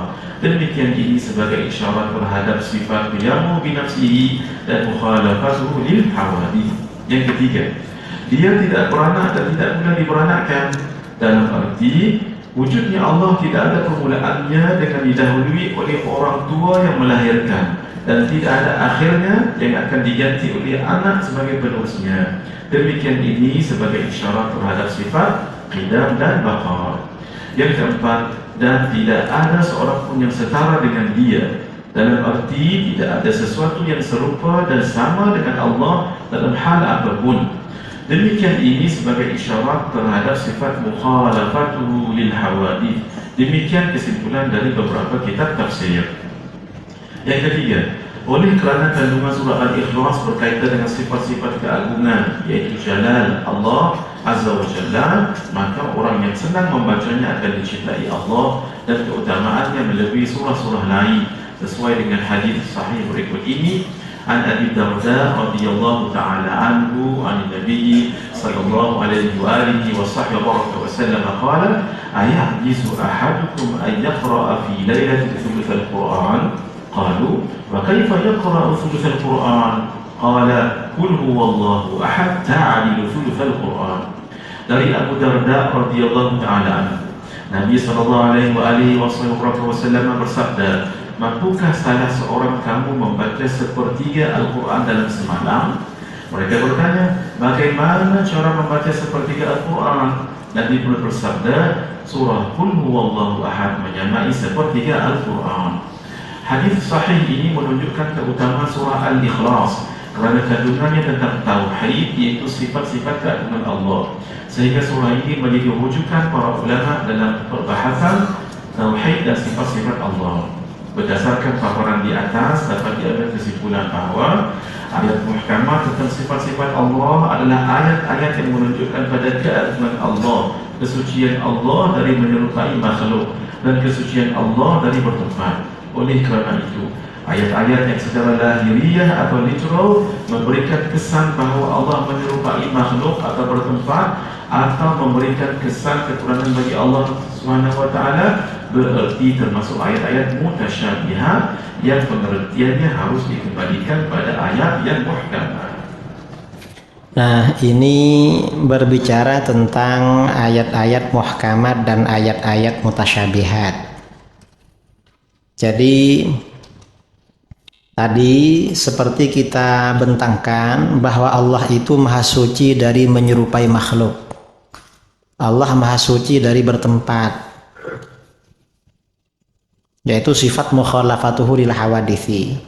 Kemudian di dalam Al-Quran ada ayat-ayat yang memberikan kesan Allah serupa dengan makhluk atau bertempat.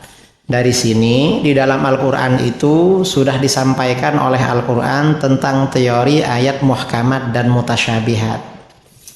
Nah, ayat-ayat yang memberikan kesan bahwa Allah itu serupa dengan makhluk itu mutasyabihat.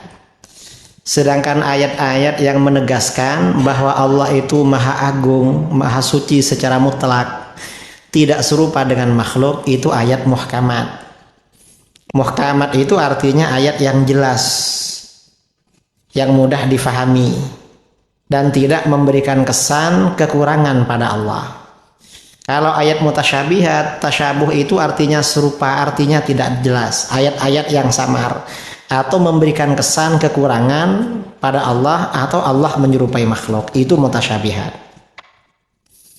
Nah, ayat-ayat yang muhkamat itu ayat yang mana? Tadi dibacakan ayat-ayat yang menunjukkan Allah tidak menyerupai makhluk, yaitu surah Asy-Syura, Maryam, Ar-Ra'd, dan surah Al-Ikhlas.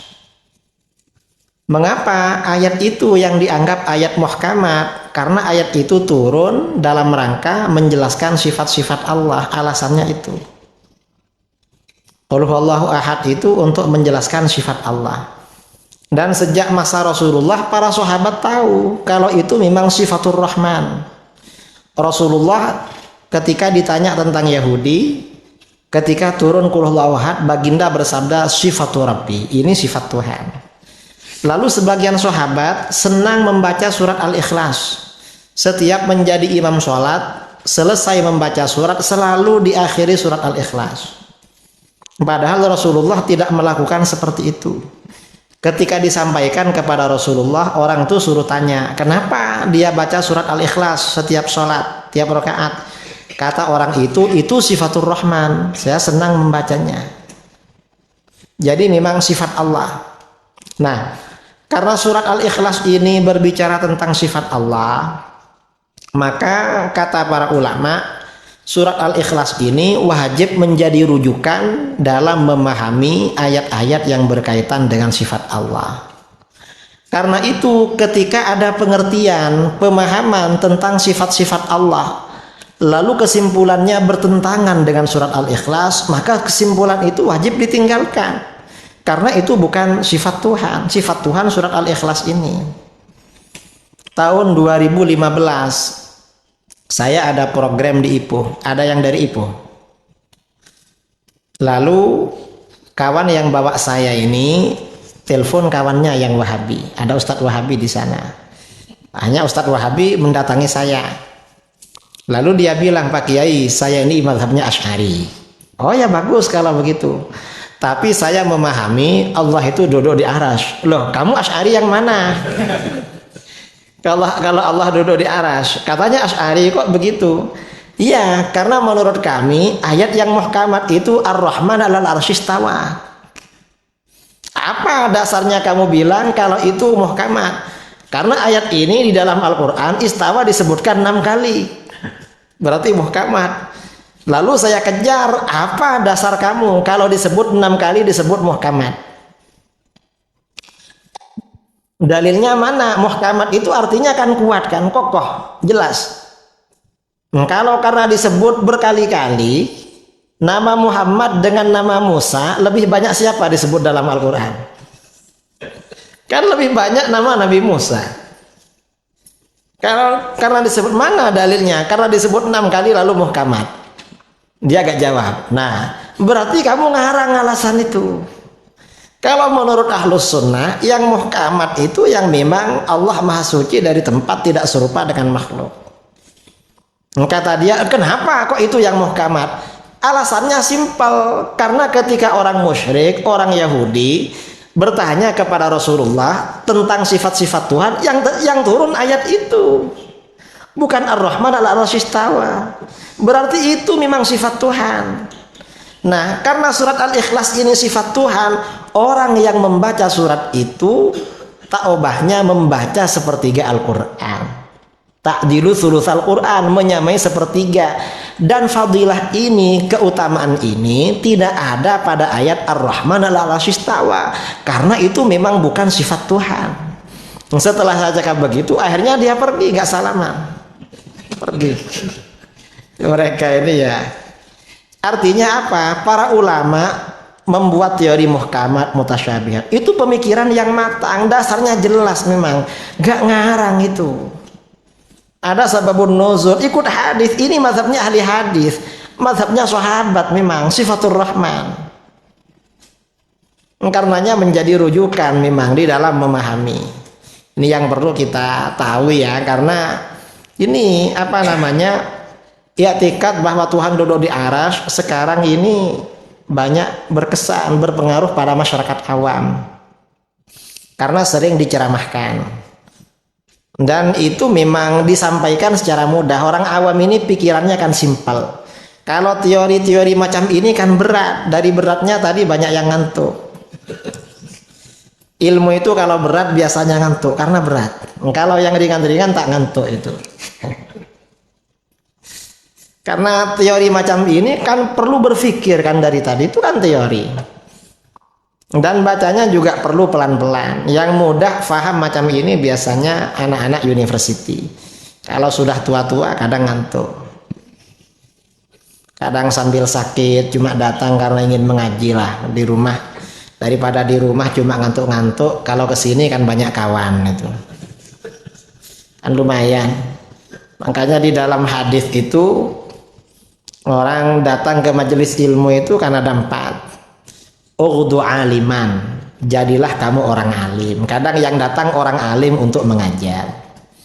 Kalau belum alim, au muta'alliman, jadi pelajar. Yang namanya pelajar bawa buku, sebelum belajar kadang dibaca duluan, nanti balik dibaca lagi. Ada yang perlu dicatat, itu muta'allim namanya. Saya tidak bisa kiai jadi muta'allim, sudah ya kurang cerdas, kurang ini, sudah cepat capek, cepat ini, sudah tua. Au mustami'an, jadi pendengar saja. Pendengar ini yang penting dengar, nanti balik ya lupa lagi. Karena pendengar kadang mendengarkan sambil ngantuk-ngantuk. Pendengar ya, mustami namanya, gak apa-apa. Kalau saya jadi pendengar gak bisa kiai. Kenapa? Saya ini sudah tak sehat, sudah tua, datang ke majelis nanti ngantuk-ngantuk, sebentar-sebentar ketandas. Oh gak apa-apa, au muhibban, jadi penggemar. Yang penting senang aja. Nah, orang yang datang ke majelis itu kan memang ada yang alim, yang ngajar ya, atau yang baca. Kadang walaupun alim sudah datang, ada yang muta'alim, ada yang cuma mustami', pokoknya dengar dah. Nah mustami ini pilih-pilih yang mau didengar itu benar apa enggak yang didengar. Kalau bukan ahlus sunnah jangan didengar, nanti dibawa kemana-mana. Al muhibban baru penggemar. Kemudian wala takun khomisan, jangan jadi orang kelima. Fatahlik, kalau orang kelima kamu akan celaka, akan binasa. Siapa orang kelima? Kata para ulama itu adalah mubghid, orang yang tidak suka pada ilmu agama. Itu binasa. Paling enggak jadi orang suka lah, walaupun datang ke majelis ngantuk-ngantuk enggak apa-apa, karena itu kelasnya muhibban. Memang agak berat ini ya, tapi kalau sudah paham kan puas. Oh ini maksudnya para ulama itu. Jadi sifat 20 itu ceritanya panjang, cuma yang disampaikan kesimpulan oleh para ulama. Karena untuk mencapai sifat 20 ini kan ada pelajaran namanya teori muhkamat mutasyabihat. Nah, muhkamat mutasyabihat ini meneliti kitab-kitab ayat-ayat Al-Quran dan hadis-hadis. Ini perjalanan panjang. Kita ini enak, oleh para ulama langsung dibagi sifat 20. Sebagian kiai katanya lebih enak tauhid 3. Kenapa? Simple, lebih gampang. Memang itu instan. Apa instan juga ya? Instan tuh biasanya tak sehat kalau dimakan. Jadi memang perlu yang teori-teori yang agak berat sedikit lah. Masalah ini ayat muhkamat mutasyabihat. Sebentar ya, ini ada soalan. Dinyatakan Allah telah tentukan perlakuan makhluknya. Bagaimana dengan ketidakakuran iblis yang tidak mau sujud kepada Nabi Adam setelah Allah memerintahnya? Peristiwa di mana iblis dilaknat dan akan masuk neraka. Allah telah mengetahui ini akan berlaku sejak azal. Bagaimana dengan orang kafir yang tidak Islam? Mereka itu juga ditetapkan Allah masuk neraka. Mohon jelaskan. Kalau perbuatan Allah itu gak perlu ditanya kenapa itu dijadikan kafir. Yang ditanya perbuatan kita. Kenapa kamu berbuat? Kalau disengaja dapat pahala, kalau baik. Kalau jelek dapat dosa. Kalau gak disengaja gak ada taklif. Jadi itu memang takdir, memang nggak bisa ditanya. Itu berkenaan dengan sifat wahdaniyat fil af'al atau qada qadar. Nah ini ra'aitu rabbi ja'dan amrat alaihi hullatun khadra. Ini yang dipakai oleh Wahabi. Aku melihat Tuhan ya, memang berambut apa? Ja'ad itu keriting, lalu tak ada jenggot. Dia pakai baju hijau. Ini nggak dipakai oleh para ulama. Ini memang termasuk salah satu dalilnya. Dalil yang, tapi oleh ahli hadis nggak dipakai ini. Karena ini hadis, ini ya hadis ahad dan mungkar. Nggak dipakai. Ini bertentangan dengan muhkamat.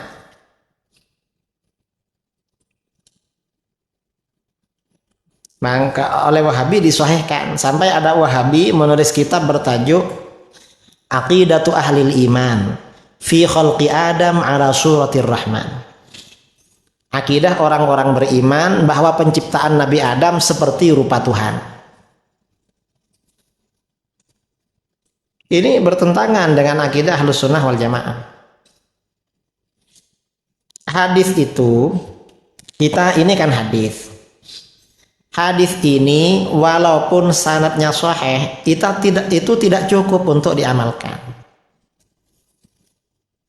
Itu di dalam fiqh, apalagi dalam akidah.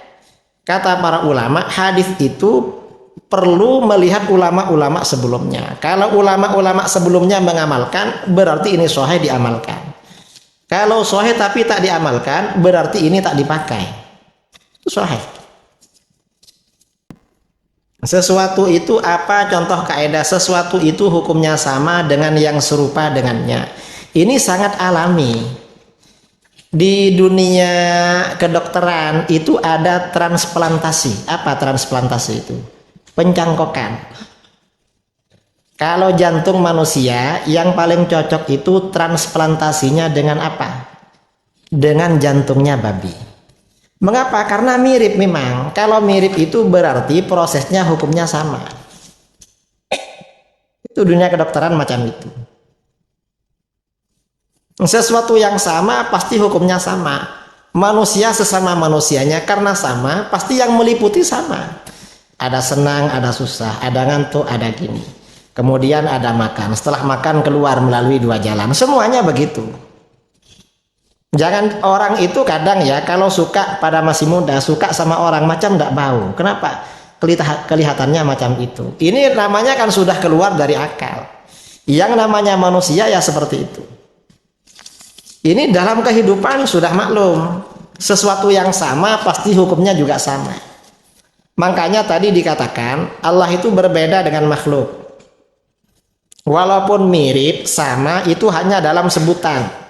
Sifat Allah itu beda dengan sifat makhluk. Contoh ya, Allah punya sifat ilmu. Ustadz juga punya ilmu.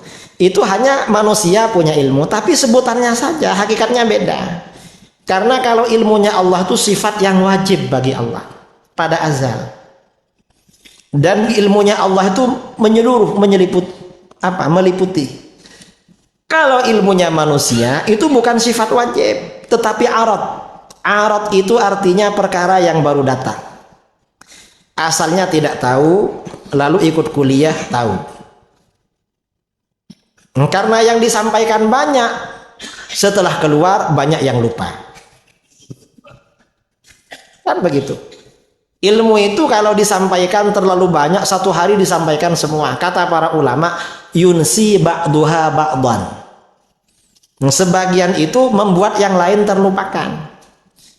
Paling yang diingat yang lucu-lucu, yang apa. Kalau yang teori-teori itu agak berat, kecuali para asatid yang memang biasa ceramah atau biasa apa, atau yang memang iskal sering dicari itu mudah ingat. Kalau nggak menjadi macam itu tuh lupa. Itu ilmunya manusia, sama-sama ilmu, tapi cuma sebutannya yang sama, hakikatnya beda. Itu mukhalafatul hawaditsi. Bagaimana mudah memahami antara sifat ma'ani dengan sifat maknawi. Di depan itu ya, kalau sifat ma'ani, muka surat 134, yaitu sifat-sifat yang menetap pada apa yang disifati dan melahirkan suatu hukum. Misalnya sifat kudrat artinya kuasa. Contoh ya, ma'ani pada manusia. Ilmu dan kudrah itu sifat ma'ani. Ma'ani itu artinya sesuatu makna. Makna itu artinya menetap. Kalau manusia menetap kepada benda tapi tak kelihatan. Misalnya ustadz ini alim, dilihat ilmunya, kelihatan apa enggak? Enggak kelihatan ini. Itu makna memang enggak kelihatan, bukan barang konkret tapi barang abstrak. Makna itu kan sesuatu yang abstrak ya, bisa dita'akul, dipikir-pikir tapi enggak kelihatan. Baru kelihatan asarnya ketika ustadz itu ceramah, oh ini alim, ini kelihatan. Nah, yang tidak disampaikan orang mereka-reka. Mikir-mikir, ini ustadz ceramahnya macam ini terus, apa yang lain tak punya. Mengapa begitu? Karena makna tak kelihatan. Itu namanya ma'ani, ya. Kalau secara mudah, makna itu artinya sesuatu yang abstrak. Abstrak itu kan lawannya konkret kan? Kalau konkret kelihatan, misalnya ini konkret. Kalau barang yang abstrak itu nggak kelihatan, seperti kudrat, itu kuat, nggak kelihatan kuat, baru setelah mukul kelihatan kuat. Itu kudrat namanya, itu ma'ani. Kalau maknawiyah ini sebagai konsekuensi dari ma'ani. Artinya ketika Allah itu punya sifat kudrat, maka sudah pasti Allah itu disebut dengan qadiran, maha kuasa. Karenanya di sini sifat maknawiyah, sifat-sifat yang tetap bagi Allah sebagai konsekuensi, sebagai natijah atau sebagai kelaziman, keniscayaan dari sifat ma'ani. Cara mudahnya macam itu.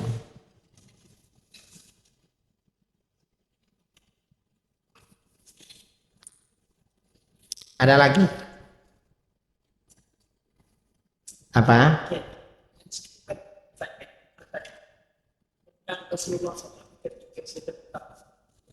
Apa? ke Mi'raj. Saya tak ingat tadi pasti ada sebutan maksud biarlah hatinya disentuh oleh Tuhan.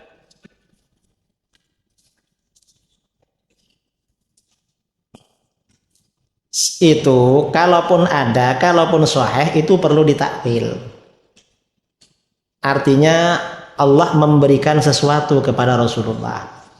Tidak bisa diartikan secara zahir seperti itu. Contohnya, misalnya penciptaan Nabi Adam. Allah berfirman, contoh masalah tangannya. Ini kan masalah tafwid dan takwil. Kalau menurut Wahabi, Tuhan itu ada tangan. Ketika mereka ditanya, tangan Tuhan ada berapa? Jawabannya berbeda-beda. Mengapa? Karena satu ayat ya, ada yang menjelaskan tangan Allah itu bentuk mufrad, yadullahi fawqa aydihim. Ada ayat yang menjelaskan tangan itu ada dua. Ma manaka antas juda lima khalaqtu biyadai. Apa yang menghalangi kamu untuk bersujud pada apa yang aku ciptakan dengan kedua tanganku? Berarti tangan Tuhan ada dua. Kemudian ada lagi ayat yang menjelaskan tangan bentuk jamak. Was sama abanainaha biaidin. Dan langit kami bangun dengan beberapa tangan. Satunya mufrad, satunya musanna, satunya jamak. Kira-kira tangan Tuhan ada berapa? Kalau diartikan secara zahir. Kalau diartikan tangan Tuhan itu banyak. Konsekuensinya betapa jeleknya Tuhan. Orang itu kalau Tuhannya lebih dari dua kan jelek. Jangankan tangan, jari-jari ini kan ada 5. Orang kalau punya uang, yang lain punya ringgit, yang kawannya punya 5 ringgit, satunya punya 6 ringgit. Maka lebih bagus yang mana? Yang punya 6 kan? Orang jari-jarinya ada 5, lalu ada orang jari-jarinya ada 6. Kira-kira yang bagus yang mana? Yang 5 kan? Itu bukan dianggap keistimewaan, padahal lebih. Nah, kalau Tuhan tangannya banyak, maka bagaimana?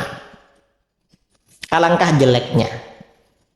Makanya tidak diterima. Ini ditakwil oleh para ulama. Aidin itu artinya kekuatan. Kemudian ada Wahabi yang cakap tangan Tuhan itu ada 2. Cuma semuanya ada di sebelah kanan. Mengapa? Karena ada hadis wakilta yadaihi yamin. Kedua tangan Tuhan itu kanan. Kalau ada orang tangannya di kanan semua, kira-kira handsome apa enggak itu? Kan enggak kan? Nah, bahasa-bahasa seperti ini diungkapkan itu bahasa Arab. Dalam bahasa Arab itu ada kalimat-kalimat majas untuk mendekatkan pada pemahaman agar mudah dipaham oleh orang-orang Arab. Orang-orang Arab pada waktu turunnya Al-Quran. Makanya perlu ditakwil seperti khalaqtu biyadai. Ini ditakwil. Allah menciptakan Nabi Adam bukan 2 tangan macam tangan manusia. Tetapi artinya apa? Ada perhatian khusus dari Allah. Mengapa? Karena dalam ayat lain idza arada syai'an ayyaqula lahu kun fayakun. Jadi kun fayakun semua. Ini yang masalah tadi. Makanya perlu ditakwil. Di sini banyak contohnya ya tentang apa namanya? Tentang muhkamat dan mutasyabihat di sini tadi takwil dan tafwid. Ini ayat istawa. Ini juga banyak contohnya. Kemudian ayat tentang datang, ayat tentang wajah, ayat tentang mata. Atau misalnya coba dibuka muka surat 163. Di dalam Al-Quran ada beberapa ayat yang menisbatkan kata ain, mata kepada Allah. Antara lain firman Allah, wasna'il fulka bi'ayunina walitusna'a ala aini. Dan buatlah bahtera itu. Cuma ini yang ditakwil ya bi'ayunina. Kalau ini enggak ditakwil, buatlah bahtera itu bi'ayunina di dalam mata-mata kami. Karena baknya mestinya bermakna fi. Ini kalau tidak ditakwil berarti matanya Tuhan banyak. Karena jamak. Dan berarti Nabi Nuh buat perahu di dalam mata Tuhan. Padahal Nabi Nuh buat perahu kan di atas bumi. Atau misalnya walitusna ala aini, dan supaya kamu diasuh di bawah, di atas mataku. Nabi Musa diasuh oleh Fir'aun, masa di atas mata Tuhan? Kan tidak, itu ditakwil oleh para ulama. Di bawah pengawasanku. Ini yang melakukan takwil. Jadi dalam ayat di atas kata ain yang secara literal berarti mata, dalam ayat pertama menggunakan bentuk jamak berupa yunina, dan dalam ayat kedua menggunakan bentuk tunggal berupa ain. Di sini akan kami sebutkan dua versi pendekatan berbeda di kalangan umat Islam antara Ahlus Sunnah dan Wahabi. Pertama adalah pendekatan takwil yang dilakukan oleh banyak ulama salaf. Untuk ayat pertama kata yunina yang secara zahir artinya beberapa mata kami, memiliki beberapa takwil dari kalangan ulama salaf. Ibnu Abbas menafsirkan dengan pengawasan kami, bihirasatina. Hasan Basri menafsirkan dengan penglihatan kami. Ar-Rabi bin Anas menafsirkan dengan penjagaan kami. Sufyan Ats-Tsauri menafsirkan dengan perintah kami. Sedangkan ayat kedua ala aini yang secara literal di atas mataku, ala aini kan di atas mataku, memiliki beberapa penafsiran dari kalangan ulama salaf. Ibnu Abbas menafsirkan dengan perintahku. Ad-Dhahhak menafsirkan dengan penjagaan dan pengawasanku. Hasan Basri menafsirkan dengan pengetahuanku. Qatadah bin Du'amah dan Ma'mar bin Al-Muthanna menafsirkan dengan atas kecintaan dan kehendakku. Ibnul Ambari menafsirkan atas cinta dariku. Ibnu Jarir At-Tabari menafsirkan dengan penglihatan, cinta dan kehendak dariku. Al-Azhari menafsirkan dengan kasih sayangku.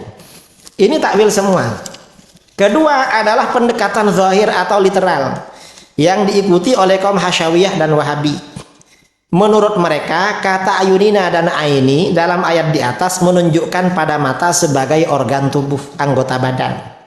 Sebagian mereka mengatakan bahwa mata Tuhan itu banyak sekali, sesuai dengan bentuk jamak dalam Hud ayat 37.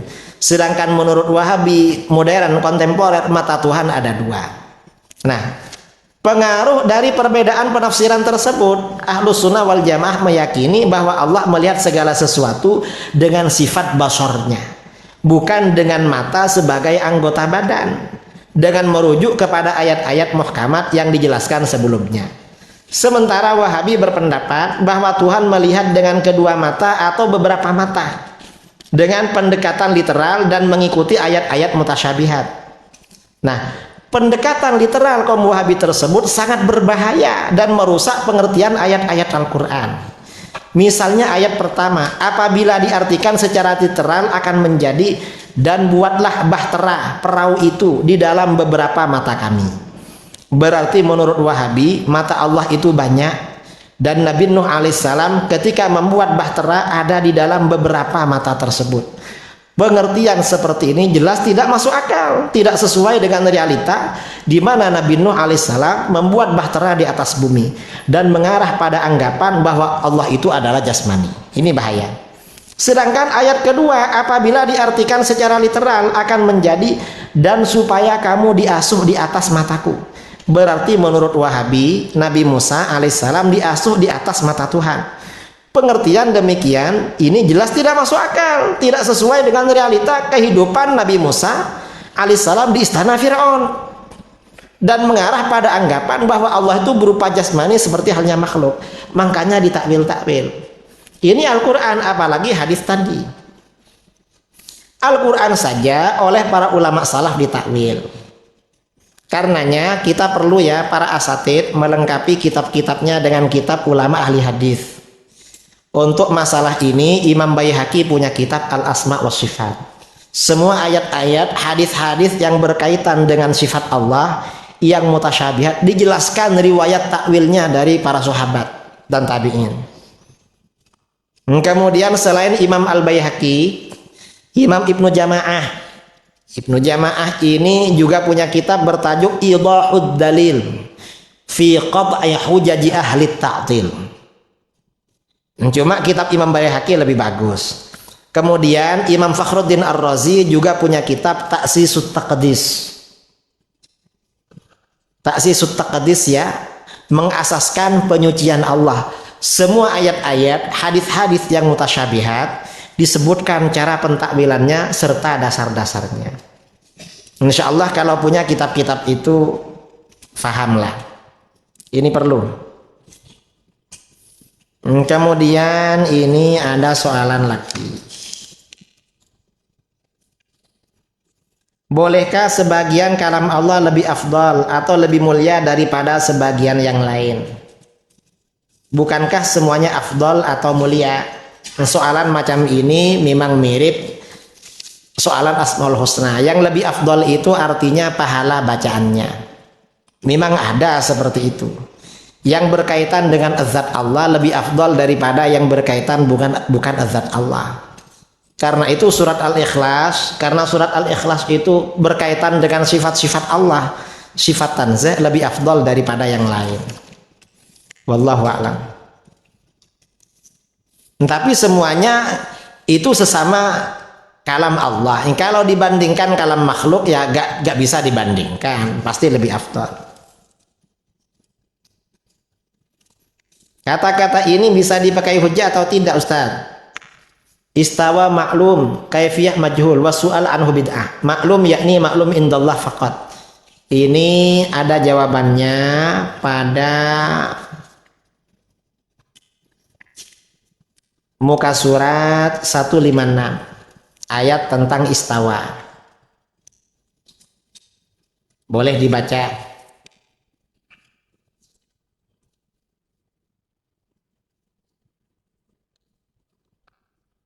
Manusia yang menganiaya diri sendiri hanya akan masuk surga dengan syafaat. Jika sebelum mati dia telah bertaubat, adakah dia masih tergolong dalam manusia yang menganiaya diri? Atau dinaikkan ke golongan pertengahan atau kepada golongan lebih dulu berbuat baik atau aulia? Ya tergantung kelasnya. Kalau cuma bertaubat, dosa-dosanya diampuni oleh Allah. Kalau sebelum meninggal bertaubat, diampuni. Kalau sebelum bertaubat, ya tergantung ya makomnya. Kan seperti Sayyidina Umar. Sayyidina Umar itu kan asalnya orang kafir. Tapi karena setelah masuk Islam, perjuangannya sangat kuat, malah menjadi orang nomor 2 itu. Tergantung. Tergantung amal setelah bertaubat. Kalau hanya bertaubat lalu mati, dosa-dosanya diampuni. Ada sebagian ulama sufi ya, Ibrahim bin Adham. Siapa? Fudail bin Iyad. Imam Fudail bin Iyad itu asalnya perompak. Perampok atau perompak, tukang mengganggu orang di perjalanan. Kemudian beliau ini bertaubat ya. Karena taubatnya sungguh-sungguh menjadi waliullah itu. Boleh yang menjadi seperti itu. Kadang walaupun orang itu tidak zalim karena amalnya biasa-biasa, nggak wali-wali itu. Tergantung lah. Kalau baik sungguhan ya bisa menjadi waliullah. Jadi ini tergantung amalnya. Kalau orang sebelum meninggal itu bertaubat, itu menghapus dosa. Atau sakit menghapus dosa. Kalau masalah ketinggian derajat itu perlu beramal. Beramal seperti itu macam mana amalnya?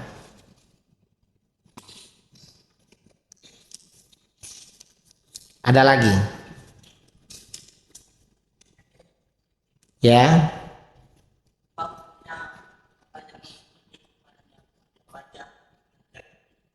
Itu ya kalau tajsimnya syarah itu kafir. Oh, kalau ada orang mengatakan Tuhan punya kaki, tapi tak sama dengan kakinya makhluk. Kalau yang dimaksud itu seperti kaki kuda, gak sama dengan kaki lembu, itu tajsim, kufur itu. Masih kufur itu. Tapi jadi masalah tangan kaki ya. Kalau ulama salaf ada yang mengisbatkan tangan kaki, tangan ain. Cuma itu sifat bagi Allah, bukan anggota badan. Sebagian salaf menetapkan itu tapi sebagai sifat Allah. Allah punya sifat yang disebut iyad. Jadi bukan anggota badan. Kalau tangan itu diartikan anggota badan itu tajsim. Itu kufur itu. Dan sesat di dalam akidah itu lebih berat daripada dosa secara amalia, lebih berat daripada dosa berzina, dosa mencuri, lebih berat itu masih. Karena itu akidah. Karena tidak mengagungkan Allah itu. Su'ul adab kepada Allah.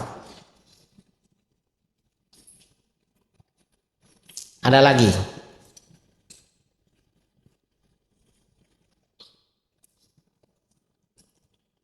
Kalau tak ada, kita tutup ya. Karena memang kita sampai setengah satu. Lepas ini sholat zuhur. Mudah-mudahan bermanfaat. Dan ini yang saya baca memang yang penting-penting. Sebenarnya penting semua. Cuma karena yang kita baca ini berkaitan dengan isu-isu semasa di bumi Melayu. Melayu ini Indonesia, Malaysia, Singapura, Brunei. Itu bumi Melayu memang. Ini banyak ini cabaran dari Wahabi, maka itu yang kita baca. Sebenarnya kalau dibaca semua lebih bagus. Cuma kalau dibaca semua sehari tak selesai. Jadi ya mungkin nanti boleh dibaca sendiri atau mungkin sebagian asatid membentangkan hal-hal macam inilah di mana-mana karena ini sangat penting. Mari dari saya kita baca tasbih majelis. Subhanakallahumma bihamdik asyhadu an la ilaha illa anta astaghfiruka wa atubu ilaik.